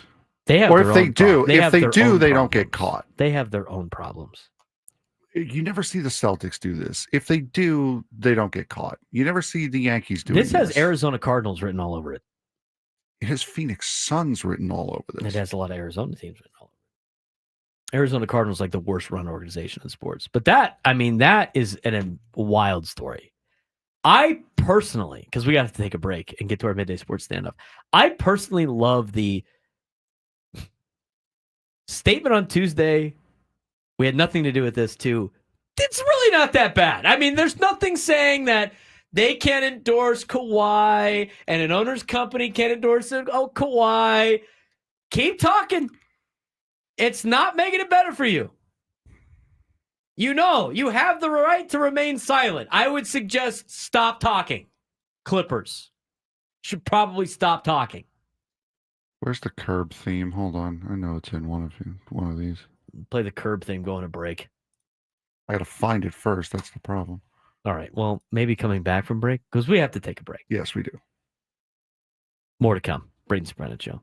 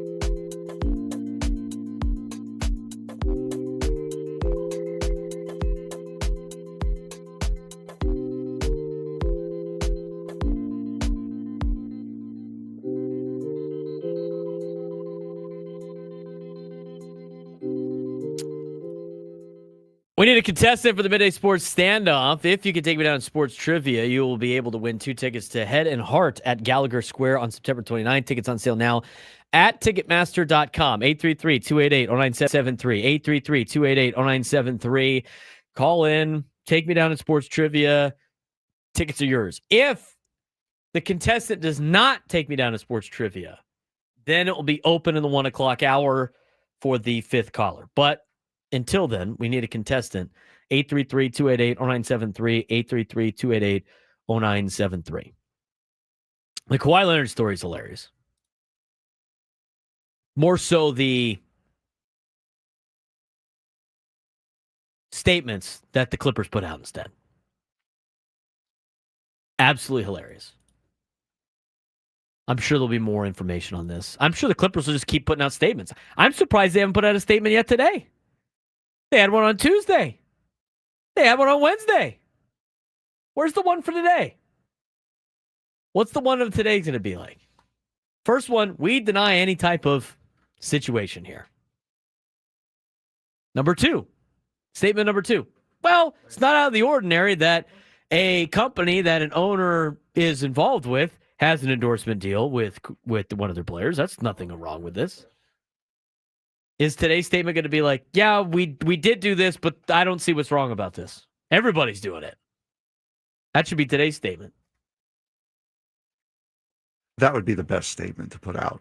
Just throw every other team under the bus that does it. Yeah. Here's a Just list of all the everyone teams else. that did it before we did, therefore it's cool. They will become the most favorite franchise in the NBA by the fans if they do that. Just throw everybody under the bus. Today we accept full responsibility. What time is Skylar today? One says. Everybody keeps asking when Skylar's coming on. Guys. Skylar's coming on at 1. You guys relax. You guys got 15 minutes and you can get your college football fix from the queen of college football. Relax. We have a contestant. We does have a contestant. We does go and get to the Midday Sports Standoff. Welcome to Midday Sports Standoff on the Braden Surprenant Show. I can't believe what I'm seeing right now. The ultimate head-to-head battle where sports knowledge and quick thinking collide. No, it's no good. Are you kidding me? Contestants will go toe-to-toe with Braden in a sports trivia deal where every correct answer brings them closer to victory. Down the sideline! Wow! Unbelievable! But 3 strikes and it's game over. This is not Detroit, man. This is the Super Bowl. Can you outsmart Braden? The Midday Sports Standoff starts now. All right, who's playing today, Frank? Today we have Miles in Santee. Miles, how you doing today, bud? Doing well, guys. Great Thursday, and football is back. Football's back. Football is back, and that is exactly the topic of our trivia question today. So, since 2020, and this is including 2020 as well, 6 teams have not won 10 games in a single season. Who are those 6 teams? So again, this is including 2020, not since 2020. It's including 2020 as well. 2020 as well. Miles, you have the first crack. Has not won 10 games. Let's go the Carolina Panthers. Panthers have not won 10 games in a season since before 2020, yes.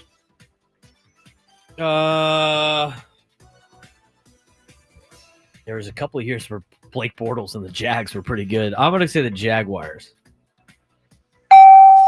Jacksonville has not won 10 games since 2020. Okay. Miles. Cleveland Browns. Clay in South Bay is so mad at you. He's so mad at you right now, Miles. Braden? Didn't they win like 11 games in 2020? Yeah, I believe so. All right. 10 win seasons. It's so the NFL's got so much parity. It's so hard to like figure it out. Mm-hmm. What about the G-men? What about your Giants? The Giants, as a matter of fact, have won the least amount of games in the NFL over the last 10 years. Wow, that's not fun. That's less than the. No wonder you don't like the NFL. Exactly right. Miles, time for redemption. What about that other team that does not play in New York, the Jets? The New York Jetropolitans have not won. Jetropolitans. That's so much better than Oaklamento. That might be the best one. The Jetropolitans. That's exactly what they are. They're the Jetropolitans. Brain. We have gone off the rails.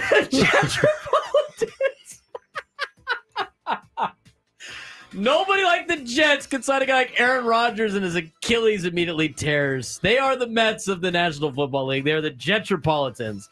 Oh my God.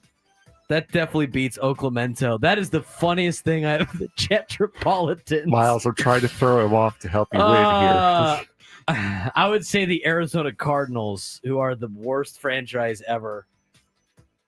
It worked. All right, so you guys are back even now. Miles, when did they win 10 games? Miles, if you get this one right, they you won tie 11 games. 2021. You could clinch a tie if you get this one right. The Aints of New Orleans, the Saints. That's a good one. Not good enough, unfortunately. Braden, tie is still in play, though. Chicago Bears have sucked. They have been mediocrely bad, too. The Chicago Bears. Miles, you have to get this last one. Has anybody gone to the team we were talking about, the Las Vegas Raiders? Oh, that's a good one. There's no way. What? No way. When did they win 10 games? That is strike 3, Miles. Unfortunately, good guess though. I mean, it was a tight game hard. there. It's hard. There's one left. There is one left. It's so hard because the NFL is so much parity. Like teams go on a roll. All right, since the game's already over, are they in the NFC or the AFC? It is an NFC team. NFC team. Is it Adam Klug's Falcons? Wow. That's really why he picked this question. Yes, totally. That was the reason why. No other reason. I have to find when the Raiders won. When did they win 10 games? Raiders, 20. No. 20. No. Let me get it right here. They went 10-7 in 2021. Yep. That's absurd. Is that the year that they beat the Chargers in the last game? Yes, They could have tied and they would have both made it. And then the Mhm. Chargers totally chargered that away. Yep. That's hilarious. That was the year. See, the thing is, it's the Bears were a tough one for me because the Bears haven't been the worst team in football, but they've just been around mediocre for so long.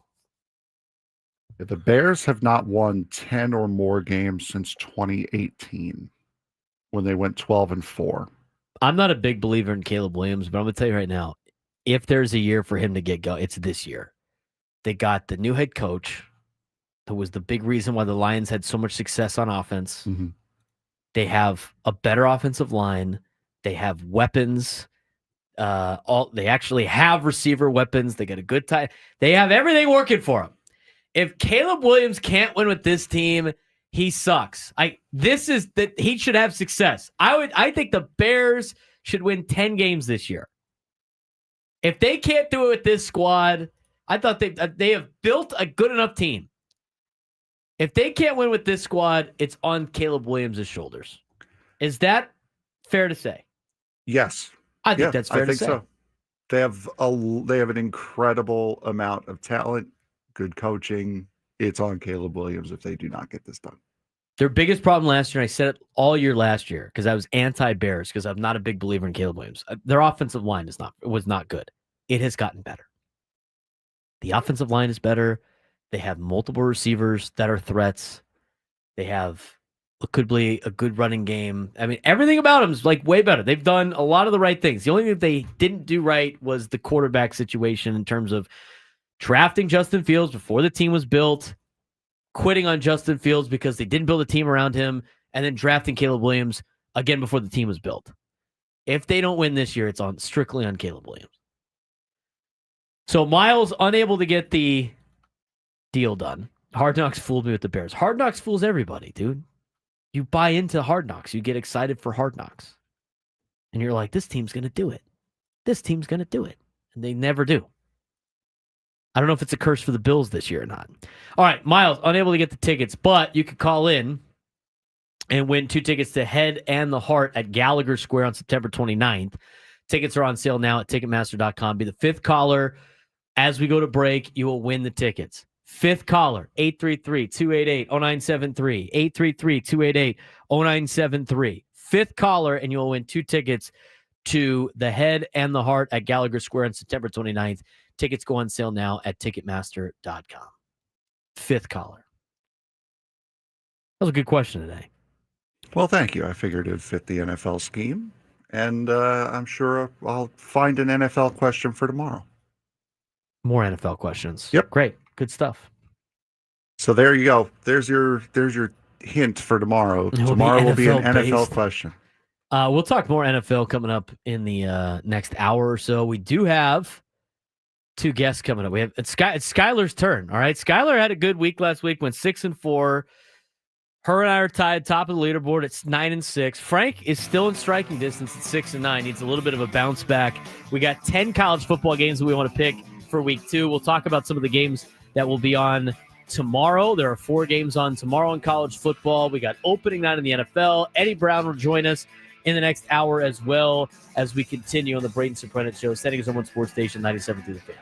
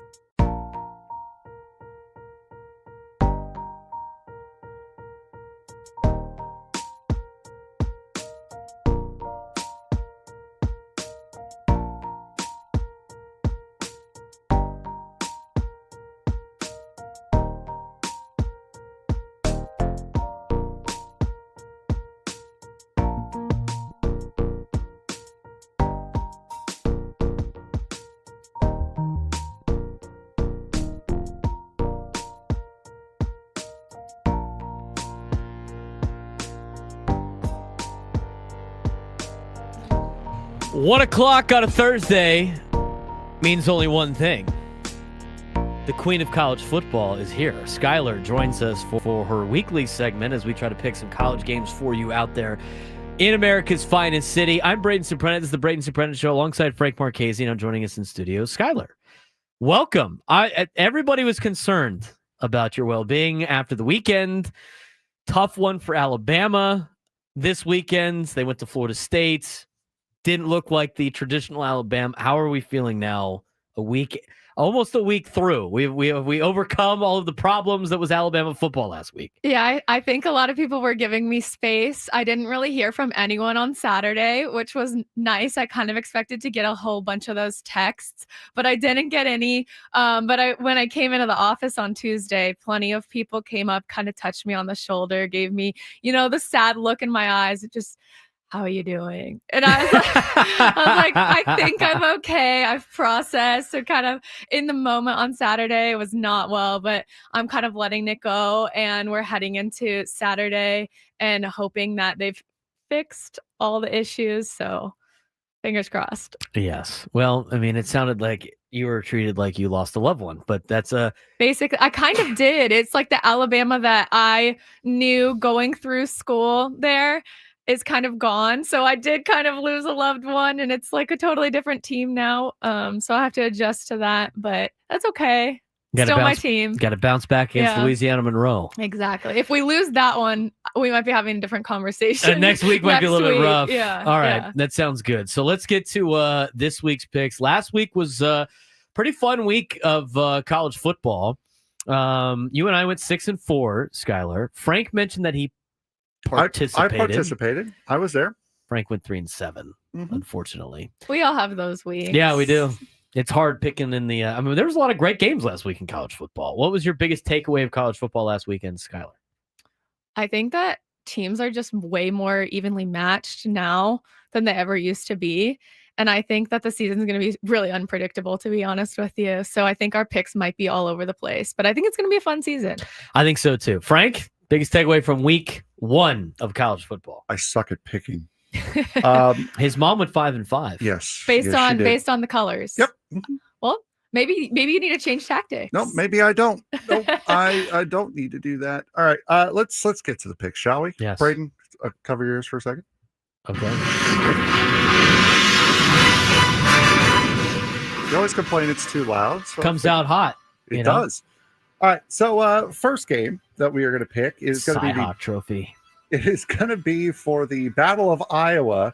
The 1-0 Iowa Hawkeyes take on the number 16 Iowa State Cyclones. That'll be a 9 a.m. game on Fox. All these games on Saturday, by the way. Iowa State favored by 3.5. Skylar, you got the first shot. Yeah, so, what uniforms are Iowa State wearing? Right. Because they do have gold pants. That's why I'm kind of curious. And so does Iowa. They both have gold pants when they want to. So maybe it'll be a tie. If we're going by Frank's moms, it'll be a tie. But yeah, this is a rivalry game early in the season, but I find it to be usually pretty boring matchup. So I'm not super excited about it. I think both teams have improved and have a little bit more exciting of an offense. So maybe it'll be a better matchup than I'm predicting. But I just think Iowa is typically the more solid team. So I'm going to take Iowa for the points. Plus 3.5. Plus 3.5, yeah. I like Iowa State in this game. At home, they've been playing really good football. They beat Kansas State in Ireland. They cruised last week against an FCS opponent.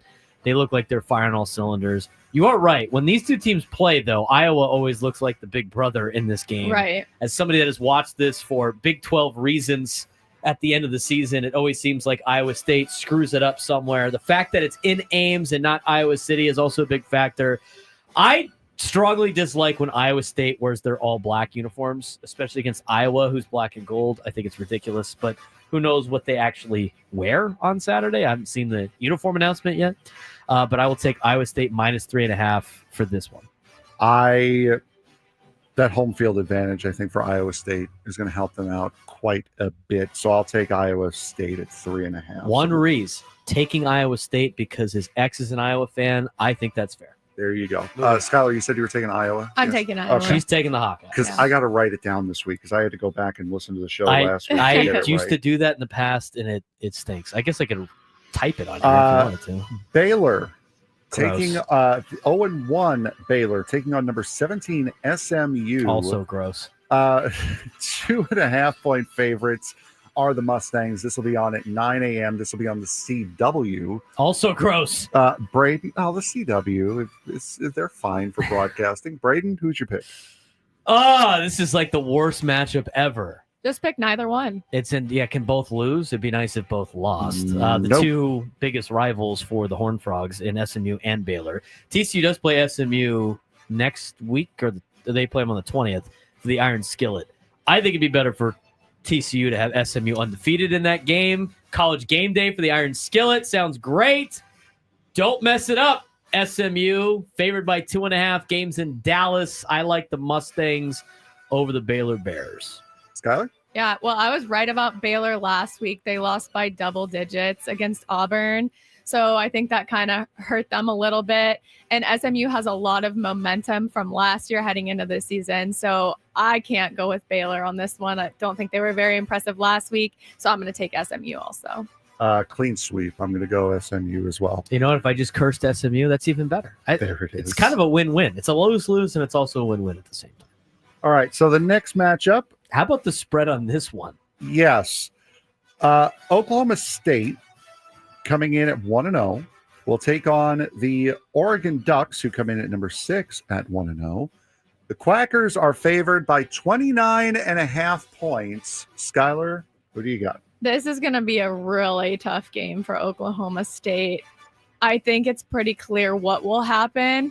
I think Oklahoma State's going to try their hardest to hold on as long as possible. I think their defense is going to get really tired. I think they might be able to keep up in the first half, but they're going to get exhausted.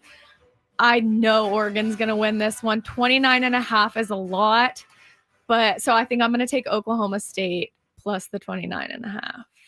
Being basically a 30-point underdog on the road, yeah, in a Power 4 interconference game is insane.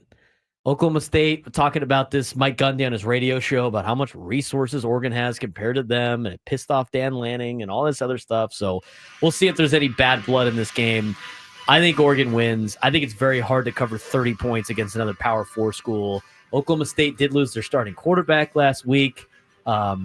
So we'll see if that is a huge factor. But I think Oklahoma State is going to be able to keep it closer than 29.5. I agree. I wrote down Oregon twice here and then scribbled it out because I can't. You can't do the big spreads. No, man. I can't. I cannot do the big spread. SEC conference game coming up now. Yes. Number 20, Ole Miss Rebels coming in at 1-0 are 9.5 point favorites against the 1-0 Kentucky Wildcats. This game and the last game, both 12:30. Oklahoma State, Oregon will be on CBS. This game will be on ABC. Braden, who do you got? This has like a Lane Train nightmare written all over it. Like this is like such a Lane Kiffin loss game that it's hard for me to pick Ole Miss in this one.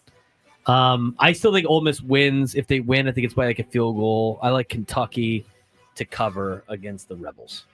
Skylar? Yeah, Braden knows I typically pick against Lane Kiffin. No, I just find Lane him to be one of the most unpredictable coaches in probably all of college football. He stressed me out when he was at Alabama. He's not even on my coaching staff for my team, and he still stresses me out. And a lot of people think that Kentucky kind of has figured out Lane Kiffin and figured out the Ole Miss team. So I'm also going to take Kentucky heading into this one. I am going to go with Ole Miss. On the road. Yes, I think it'll be fine. I think they'll be okay. I'll go with that. Skylar, you are first up on this one. It'll be the 2-0 Kansas Jayhawks at Missouri to take on the Tigers. No GOGEAU conversation to worry about. Border war. Kansas or Missouri. Skylar, who do you got? I actually think this is going to be a really, really close game. And 6.5. Yeah, sorry. That's okay. Both teams are kind of up and comers in their respective conferences. So I think 6.5 is a pretty big spread. And I believe, is it Kansas that's favored on this? No, Missouri. Missouri. Okay. Either way, I feel like it's going to be within a field goal. So I think I'm going to take I think Mizzou will probably be able to come out on top, but I think it's going to be too close to take that cover on the 6.5 spread. So I'm going to go with Kansas. Rock Chalk, Jayhawks. I think they look pretty good this year. I think they've looked pretty solid in their first 2 games. Granted, they played Fresno State and Wagner. Shout out to Jack Stevens, Cathedral Catholic Don, threw a touchdown pass for Wagner against Kansas, which is great. And the Jayhawks have 2 Dons, as I've mentioned before. So I'm starting to realize that I have a lot of kids that I have to watch on Saturdays playing games. So hopefully the Dye brothers do well for the Jayhawks. I think they cover. I don't think they win, though, in the border war. They used to play this game at Arrowhead, but they're playing in Missouri this year. So there you go. I'll take Rock Chalk. I'm going to take Missouri. I think Missouri has... You're going to have to start picking games different than us to try to catch up a little bit. Yeah. You dug yourself in a little bit of a hole. Yeah. I'm going to take Missouri. I think overall it's a little bit better of a team. Kansas has not been the greatest of football programs over the last couple of years. And while they are growing and while they are getting better, I think Missouri has established themselves a little bit more. That game is a 12:30 game on ESPN 2. Coming up after that at 4:30 on ESPN 2 will be the number 12 Arizona State Sun Devils, 1-0. They are a 6.5-point favorite against the Mississippi State Bulldogs in Mississippi. Braden, first pick. I think Arizona State's going to have a fallback year in 2025. The game against NAU was close. They're able to hold off NAU. I like Mississippi State plus 6.5 at home against the Sun Devils. Well, plus Sammy Lev's he's got to be worried about the Padres and Rockies this weekend. He's got to be hosting pre and post game shows. Can he go out to Mississippi and still beat the Fighting Dak Prescotts? I don't know if he could do that. So I'm going to go with Mississippi State plus 6.5. So I was actually going to take the Sun Devils on this one until I saw that the game was in Starkville. I think going into Starkville, having to deal with those obnoxious cowbells, the cowbells, it is literally horrendous. I can't stand the sound of that. I think trying to settle in with that going on is going to be too much for the Sun Devils. So I think there's no way they beat Mississippi State here. Having worked with Sam Levitt for as long as I have, I believe in his level of preparation. I believe that he will get over the cowbells. I'm going to take Arizona State. More cowbell. Yeah, all we need is some more cowbell. This is a game of the week, I think, right here. Yes. Number 15, Michigan Wolverines coming in at 1-0, taking on the number 18 Oklahoma Sooners, also 1-0. Boomer Sooner, 5.5-point favorite. This is a 4:30 start on ABC. I also believe that this is the first of 3 games that Michigan's head coach will miss because of suspension. So, Skylar, you are first up here. I mean, I was kind of surprised to see that Oklahoma was a favorite here. Maybe that has something to do with it. I think this is Norman. Yeah, that's true. I mean, that's a hard place to play, but yes, Michigan has gone to hard places, won before. I think it's going to be a really close game. I think it's going to be another one that's won by a field goal. I think they're 2 really evenly matched teams. And I mean, it's really early in the season, so it's going to be like really interesting to watch, but I don't see Oklahoma winning by 5.5. Honestly, I don't even know. I think either team could come out with a win on this one. So it would be hard to pick, but I don't think I want to take Oklahoma with the 5.5 points. I'll take Mateer and Boomer Sooner. I got Boomer Sooner over Michigan. In fact, our resident Michigan fan, Jake Waters, says take Oklahoma. So I'll lean with him on that. I think Oklahoma covers. It's hard to win in Norman as a road team. Yep, I'm going Boomer Sooner as well. We got to go a little quick. Yep, through Braden, these next 3. Vanderbilt Commodores 1-0, taking on the Virginia Tech Hokies. That is a 1.5-point favorite. Virginia Tech. This will be on the ACC network at 4:30. I actually was like surprised with Virginia Tech's performance against South Carolina. South Carolina came out, looked like a hot knife through butter on their opening drive. Vodtech looked like they were going to get blown out of the building. They really bunkered down through most of that game. Yes, South Carolina won, but they were expected to win by a lot. I like Virginia Tech at home. And a 1.5-point spread's like a coin flip anyway, so I'll take the Hokies. Yeah, I would agree with that. I think Virginia Tech is the overall stronger team. I know Vanderbilt has like some weapons and they're trying to build up their program, but I don't think that they fully built it up to be what it needs to be to go and beat a team like Virginia Tech. So I'm going to take Virginia Tech here also. Frank? I'm going with Vandy. They do have the ability to surprise, UCLA. Is that a shot at Alabama? Might have been. Ooh. UCLA coming in at 0-1 are 2.5-point favorites after that debacle that was week 1. They're terrible. Against the 2-0 UNLV Rebels. This will be a CBS Sportsnet game at 5 o'clock. Skylar, your pick. So I've picked in favor of both of these teams already this season. And they've hurt you both times. Both let me down. So I this one's a tough one for me. I'm still excited to see what UCLA can do. They've done a lot of work bringing in a new quarterback and more exciting players. So I think I'm going to try to go for UCLA again for the second week in a row, and we'll see how that works out for me. Instantly Juan in the chat with the yellow pants comment. Braden. I'll take the Rebs at home. All right. I will take UNLV as well. We've had a point spread flip. San Diego State last night was favored by 1.5. Now Washington State is favored by 1.5 in Pullman, 7:15 on the CW network. I like the Aztecs. I think the Aztecs win outright. I agree, Skylar. Yeah, I agree. I mean, Washington State came here last year, beat State in a really close game, I think. They won by 3. Yeah, they're with out. a way better team than they have this year. Yeah, so I'm excited to see this one, but I think the Aztecs have this one. And I'm not going to go against the home team. Smart. Yeah. You don't want to get booed from No. the fans here in town. No. I agree. San Diego State all the way. I Cool. think the Aztecs win. Mm-hmm. We'll talk more about the Aztecs and Washington State coming up tomorrow. Skylar, thanks again for joining us. Thank you. Hopefully the picks do better than Alabama did last week, and hopefully the Crimson Tide bounces back against I've UL got Monroe. my fingers crossed, my toes crossed, everything. I'm hoping for the best. Hoping for the best. Yeah. I have the weekend off with TCU football, which is great. Getting ready for Abilene Christian. That's it for our college football picks. When we come back, we'll talk a little bit about the Eagles and the Cowboys tonight. Continue with some Padres talk as we finish our final hour of the Braden Surprenant Show here on Thursday, the Queen of College Football. Skylar, thanks again for joining us. We'll talk to you next week. Good luck on your picks. Frank, get to some NFL when we come back.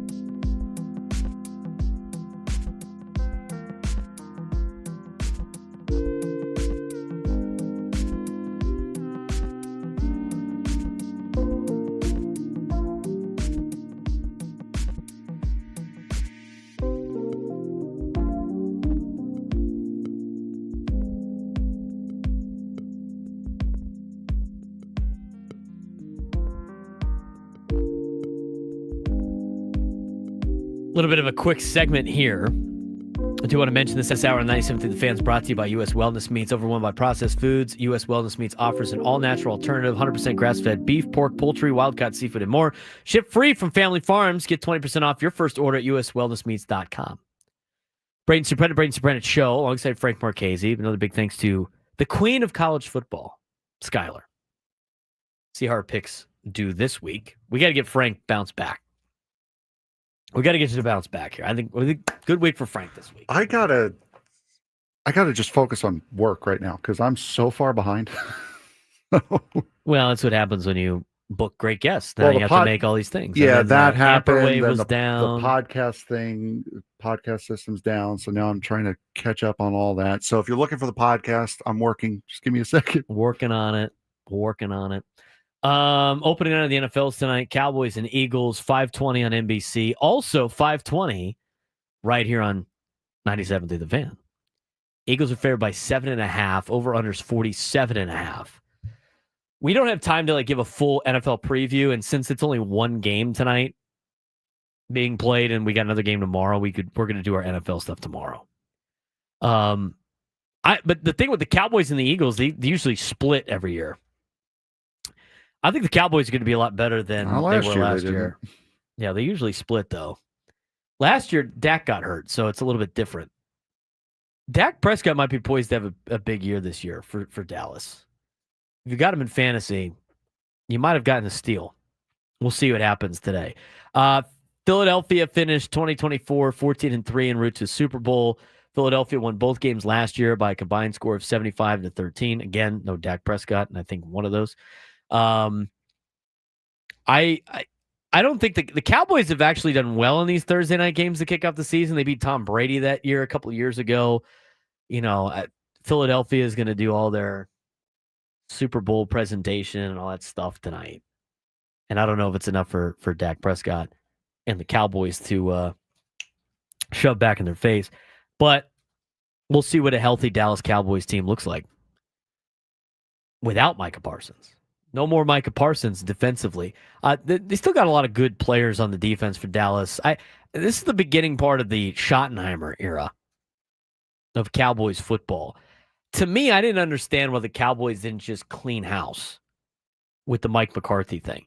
And the Mike McCarthy hire, I thought, was lazy from the get-go. I mean, the last couple of moves by Jerry Jones have just been even more head-scratching than the first. So Eagles favored by 7.5. I like the Cowboys to cover tonight.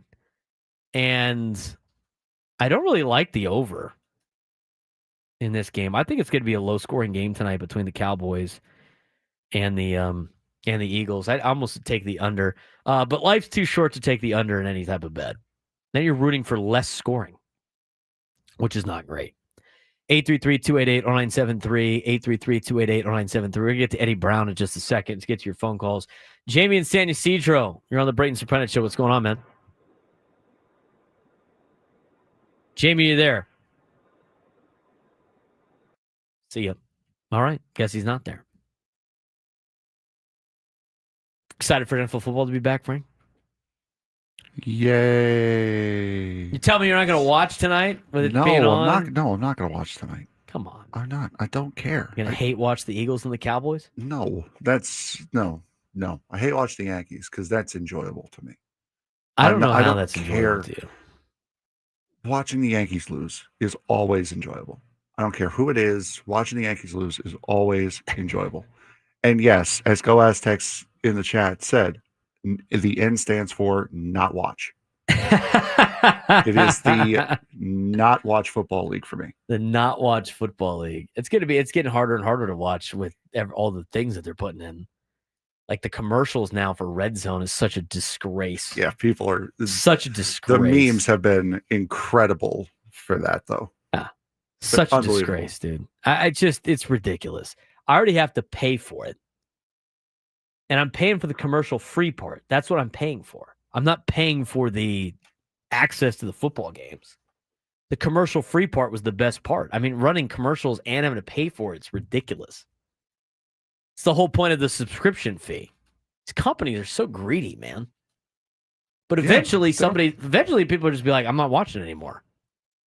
I mean, that's where you get the thing, and people like complain about capitalism or anything like that. But the reality is you have the power to control who makes money and who doesn't. And if you don't like it, you don't have to watch. You got to be disciplined and not watch it. But, it's kind of a ripoff, the red zone thing. Oh, man, then you got some Yankees fans chirping at you. I don't care. 833-288-9733. By the way, I just want to say, when the Mets played the Yankees a couple weeks ago for Astro, Yankees own you, by the way, they did a test on who watched which broadcast. Who watched what broadcast? Mets. Yes. Torched the Yankees by double their viewer count. So most people watch SNY. Most people watch SNY over Yes. Is Hang the Banner? It is a Met town now. It's a I don't Met care what it's a anyone Met says. town. It is a Met town now. It's a Met town. The 26 rings and I don't know what they got for the other thing, but they don't have 27 rings. They have 27 championships. That's a fun fact, by the way. Did you know that? I did. What did they get? Like a pennant or something? Like a pin or something? Yeah, I believe so. Well, one of their World Series, they did not get a ring. They got something else. So anybody that says 27 rings is not a real Yankees fan. Or they are. They're just dumb. But with all those championships and the Mets not winning any in a long time, it's now a Mets town. Is that because SNY had more viewers than the Yes Network? And the fact that the Mets have beaten the Yankees. Scientific relation. That here. and the fact that the Mets have beaten the Yankees routinely over the last couple of years. Okay. All right. That and also, I mean, again, also known poverty franchise Yankees lose out to big spenders for Juan Soto. Yeah. You know what? I guess they are the big dog in town now, the New York Mets. They're the big spenders. They're the Bankies now. The Jetropolitans is the best name I have ever heard. That was so funny. I hate that it was in the middle of the game because that made it so much more difficult to focus. I know. That's why I said it in the middle of the game. Jetropolitans is some of your best work. Round of applause, Frank. That's a round of applause to you. Nate Taylor, thanks to Billy Buckner, that one fell in the lap of the Mets. The game was tied. The tying run had already scored. Keith Mitchell had already scored, or Kevin Mitchell had already scored. The game was tied. It was going to go into the next inning. Buckner won the game. He didn't tie it. He won it. The Jetropolitans. So funny. I saw a chat from earlier that I thought was funny, and I forgot where it was, and I lost it, and now I don't care. So that's that. I was going to put Doug on the air, too, and then he hung up. As soon as you started talking about the Mets, and he was like, I'm out. I want to listen to the Mets. What do you got tonight, Eagles and Cowboys? Nobody? They're going to tie. They're going to tie. You're hoping for a tie. I'm hoping for a tie. You watching the Giants this weekend? The weekend? Eagles are going to win. But am I watching the Giants this weekend? I might ask for a couple minutes of my life back by watching the Giants, yes. I might. There's a chance. Yeah, you got like streams and stuff that we can't talk about. I watched the Jets and Giants. No, that's the Jetropolitans to you. Right. I watched the Jetropolitans play the Giants. I think it was either last year or 2 years ago. And I was so disgusted by what I saw from both teams. I tweeted at both teams demanding them give me 4 hours of my life back. I'll take the Commanders of the Giants. We'll do our whip around tomorrow. Yeah, we will do that, yes. Some bold predictions for every game. At the Commanders, at the Cowboys, Chiefs, Chargers. That's a tough way to start the season for the New York Giants, let me tell you. It's okay because Russell Wilson is going to be the starting quarterback. That's funny. Yeah. 0-4. You'll beat the Saints, though. They suck. Which, again, still is why I don't understand why they signed Wilson and Winston when they were going to draft Jackson Dart. Not only draft him, but trade up for him. All right, so you're going to start the season 0-4. Beat the Saints, be 1-4. Wonderful. Then you got the Eagles on Prime Video, which means it's a Thursday night game. That's 1-5. At Denver. 1-6. At Philly. 1-7. Home against the Niners. 1-8. At Chicago. 1-9. If that game was in New York, I'd say you'd win that game. Hosting the Green Bay Packers. 1-10. At the Detroit Lions. 1-11. At the New England Patriots. with Mike Vrabel and Drake May and a new offensive line. The Patriots always bring out the best in the Giants. I'll say 2-11. You're going to go to Foxborough and get a dub? That's December 1st. You might be playing in the snow. The Patriots always bring out the best in the Giants. Home against the Commanders. 2-12 or 2-13, wherever I'm at. Home against the Vikings. 2 and whatever. At the Raiders. In Vegas. Vegas, baby.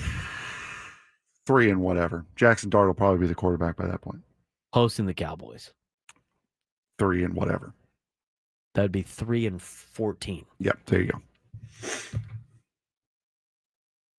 I would like to say that Frank's just being pessimistic, but that honestly that's kind of on par for what I think the Giants are going to be. 3-14. That's a pretty tough schedule for the team that isn't playing a first place schedule. That's new head coach. That's new general manager. That's why did we draft up to get a quarterback? That's a lot of misery again.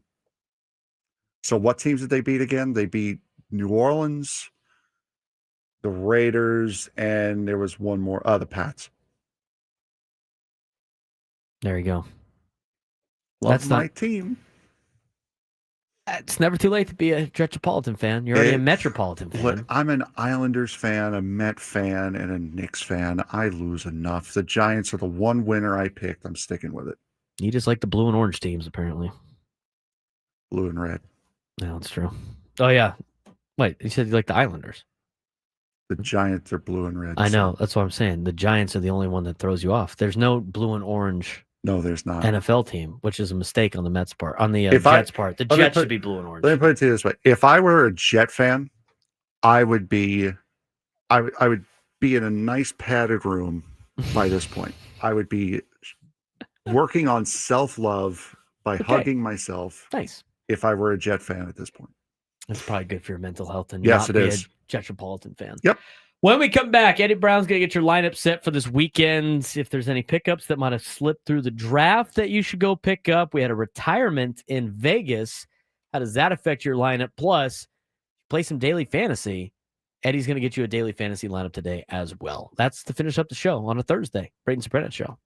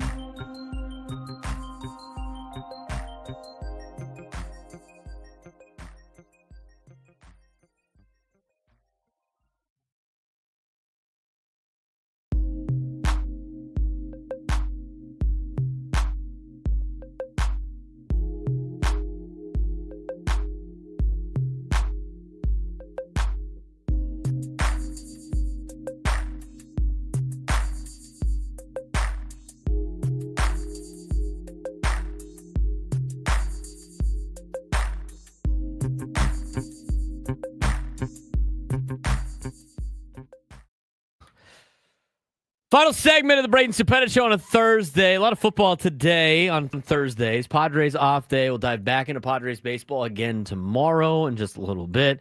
This hour of 97 through the Fan is brought to you by U.S. Wellness Meats. Overwhelmed by processed foods, U.S. Wellness Meats offers all natural alternative. 100% grass-fed beef, pork, poultry, wild-caught seafood, and more. Ship free from family farms. Get 20% off your first order at uswellnessmeats.com. That was enough. I was talking about blue and orange New York. Neither of the New York football teams are blue and orange, which is a major miss. Just to make it easier for New Yorkers, they could just be like, I'm just going to be a Islanders, Mets, and Jets fan. Jetropolitans. It's usually how it works anyway. Too bad you're in, and then you got the Knicks who are also blue and orange, but like it'd be better if the Nets were blue and orange because then it could be Jets, Mets, and Nets, all the same colors. Are they the Netropolitans? They're they play in New York still? Mm-hmm. They're the that's the Brooklyn team. It's the Brooklyn team. Got it. Yes. Is it better than New Jersey? Does that make it better or worse for you? The New Jersey aspect. No longer New Jersey? They should. I mean, your favorite football team plays in New Jersey. I should have stayed in New Jersey. I don't know what to tell you on that. All right. There's an NFL game tonight. It's Cowboys and Eagles. It will be on the airwaves here on 97.3 The Fan coming up at 5:20 tonight. I think there's some pregame coverage for you from Westwood One. We are the home for the NFL. So you'll have that after Gwen and Chris today. And with that, we got to get you ready for your starting lineups for fantasy football. You got to make sure those are all set and ready to go. First week's usually easy because you got to just let it roll with what you drafted, right? Well, the expert that comes in to help us out with fantasy football and all the knowledge you would need is Eddie Brown. And he joins us each and every Thursday to give us a fantasy football phone call. He writes for the Standard Union Tribune. He is my guest. Eddie, what's going on? Happy Thursday. It's good to have the NFL back today. It's exciting times now. Drafting is over. It's time to see how everybody's teams start to do. Yeah, Braden, thanks for having me on. Happy opening night. I mean, this is where you get to see all the studying paid off for your drafts, or maybe the lack thereof affected your drafts. Who knows? We'll know this week. We'll know after this weekend how it all turned out. All right, Eddie, we talked a lot about drafting in the last couple of weeks or so. Let's talk a little bit about, maybe overall drafts. You have now completed all of your drafts. What was the most surprising kind of moves and trends that you saw in this year's fantasy drafts? Man, those quarterbacks went early. Those top 4 or 5 guys, and I think we discussed this either last week or a couple weeks ago. There's a clear top 5. Some people make it 4, but I throw Burrow in there. I think he's right there. I think if the Bengals defense improves just a little bit, I think Burrow is probably going to be the MVP this year. But those guys, I saw them go as early as the second round, and normally, most years, you'd probably see the top quarterback going off at the back end of the third, fourth, that kind of swing. and maybe kind of sprinkled throughout the 4th, 5th, 6th round or whatever. But they were gone. And then there was a gap. And then there was basically Patrick Mahomes on an island by himself in the middle of the early round somewhere. And then there was another gap until probably the 9th, 10th, 11th round. So I think that was kind of surprising how everybody was pretty much locked in at quarterback. These are the guys that we're going to take here. These are the guys we're going to take here. And pretty much every draft I participated in went that way. We're talking with Eddie Brown, who is a sports reporter for the San Diego Union Tribune, focuses on the NFL draft and fantasy football. So all the drafts are complete. And most of the time, if you believe in your draft that you have, you would just be starting relatively your first handful of rounds of picks. What are some of the matchups of guys that went early in this year's draft that you potentially would not want to start because it's a bad matchup in week 1? Well, that kind of goes against one of my cardinal rules when it comes to fantasy is start your studs. So even if you drafted a guy, say you drafted, I don't know, Brock Bowers, you probably took him in the 2nd round. Some drafts you might have gotten in the 1st. I think the Patriots defense is going to be much improved. I think they spent the entire offseason doing everything they could to improve that defense. You got Vrabel coming in, bringing a better system than what they had last year. At least a more experienced system. And so Raiders are traveling across country. They're working in new offense. They're working a new coach. They're doing all that type of stuff too. So you started Bowers. You're going up against the Patriots. Patriots defense should be better. I think you're still going to start Brock Bowers, right? Like even tonight is a good example of you're not going to bench CeeDee Lamb against the Eagles, even though the Eagles should have one of the better defenses once again in pro football. The way I look at this is I look at the season as kind of broken up to 4 quarters. The first 4 weeks of the season is basically just keep your studs in there unless there's an injury, unless there's some premium matchup you got to take advantage of. But for the most part, run your studs out there. At that point, check your roster, see what you need to do because buys kick in week 5. And then if you need a trade, if you need to revamp your squad, then hit the waiver wire hard. Take advantage of all those owners that got skittish, that got, that were, scared, that panicked early and dropped guys in the first couple of weeks because they didn't necessarily pan out. That's why I like to kind of hold my water for the first month of the season and just play my studs. And even if it means a 1-3 start, there's still plenty of time left in the season to make changes. I want to ask you about kickers and defenses. In leagues where you can make unlimited roster moves, there's a lot of leagues where it's going to cost you money to make roster moves, or you have a limit on how many roster moves you can make, or there's a budget. I'm talking strictly of unlimited waiver wire pickups. Is it better to just, even though you drafted a defense and drafted a kicker, is it better to make moves every single week that are the best matchup at defense and kicker, or to kind of roll with the same defense or roll with the same kicker throughout the season? I mean, what's a better in-season strategy for trying to get the most points out of your team? Yeah, the longer I do this, the more I come around to the idea that streaming is the best strategy. I mean, everything I just said about sticking with your studs, I do not mean that when it comes to kickers and defenses. Because if you think about the Ravens, right? They were probably one of the first defenses that came off the board in your draft. Are you going to start them against the Bills in Buffalo on Sunday night? Like I wouldn't. In fact, in my start and sit column on SanDiegoUnionTribune.com, I actually recommended, hey, sit these guys. There are other defenses that have higher upside. So I think that if you drafted the Broncos, obviously if you drafted the Broncos or the Steelers, you probably went earlier than you should have. Because I try to wait until the final rounds for those positions. But so you have some investment in there. You're probably going to run them out there, and you're probably going to be slow to drop them if they don't pan out. If you luck out and the Broncos are as good as we all think they're going to be on defense, then okay, cool. You don't have to do anything. But almost everybody else, I think streaming is a good idea. You can just drop defenses. You can play the matchups every week. There's at least 2, 3, 4, 5 matchups that have upside. And it doesn't really, you're not stuck playing a defense and then just wondering like, okay, are they going to turn around this year? This week they were average last week. They're not doing as well as I thought. They're kind of middle of the pack. No, play the upside on both those positions because The difference between the top-ranked defense in fantasy and the top-ranked kicker in fantasy and the 10th-ranked kicker in defense in fantasy is negligible. We're talking with Eddie Brown. He is a sports reporter for the San Diego Union Tribune, and he gives us the fantasy outlook each and every Thursday to get your teams ready to go for the weekend. Again, the first week's pretty easy when it comes to the overall full season fantasy. There's a lot of daily fantasy players out there as well, and with the game tonight, opens up a great opportunity to start some daily fantasy football. For you, Eddie, what are some of the daily fantasy plays you like tonight between Dallas and Philly? Well, I mean, one thing to look at is I think the Eagles are 8.5-point favorites. So obviously Vegas and most people are thinking that this is going to be an Eagles wash. The narrative around the Cowboys all offseason was negative.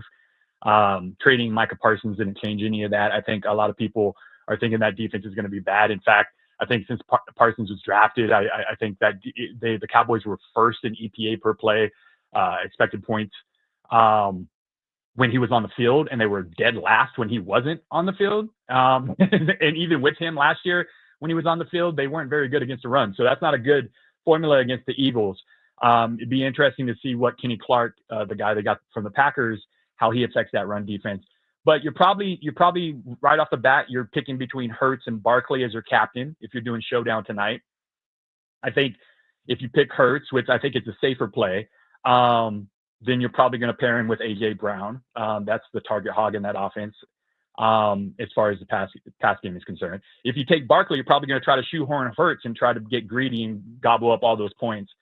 After that, I think the night is going to line up. I don't think it's going to be a blowout. I think the Cowboys still have a lot of talent. I think they're just setting up to a team where they're going to pass a lot. The run game is going to, could end up mediocre or bad. The defense might be suspect, although there's still a lot of talent on the defense. We got to see some of those young pass rushers that is going to step in to replace Parsons. But I think after Hurts and Barkley, you decide, okay, I'm going to run out Prescott or CeeDee Lamb. You pick between those guys, and then it's about paying down. And there's guys like Kevontae Turpin, Will Shipley, if you think the Eagles are going to be up a lot and they're going to rest Barkley towards the end, or even a guy like Luke Schoonmaker, who is somebody that I think could actually supplant Jake Ferguson in the Cowboys lineup further along down the line in the season. Eddie, we appreciate the time as always. We'll talk to you again next week, a little bit more next week when it comes to waiver pickups and last-minute waiver claims and getting lineup set. The first week seems to be the easiest, most fun. This is what you drafted for, to see how your draft does in week one. But there's a lot of great opportunities to make your team a lot better after 1 week, especially with injuries and everything like that. To me, that seems like the time where you really win and lose your league is that first couple of weeks when they have major injuries. But we'll talk to you about that next week. Yeah, it really is. I mean, we hope you can draft the perfect team and it just stays that way for the entire season. You run the table. That's just rarely something that ever happens. Eddie, appreciate the time. Talk to you next week. Take care, Brian. Eddie Brown, always a great conversation talking fantasy football. Really appreciate that. We don't have time for Martin today. Just called in, but we're about to get to the end of the show. Frank, excited for the NFL? Your favorite league? Yay! Let's go football. Yay! All right. We got college football tomorrow. We got high school football tomorrow. We got Padres baseball tomorrow. We got the NFL tonight. We're in a great time of the year, talking a lot of sports. We'll talk a lot of Padres baseball tomorrow. High school football, college football, NFL, jam-packed show. Should be a fun time. Gwynn and Chris coming up next. After Gwynn and Chris, Eagles, Cowboys. For Frank Marchese, I'm Braden Surprenant. Braden Surprenant Show. Talk to you guys tomorrow. San Diego Sports Station, 97 through the Fan.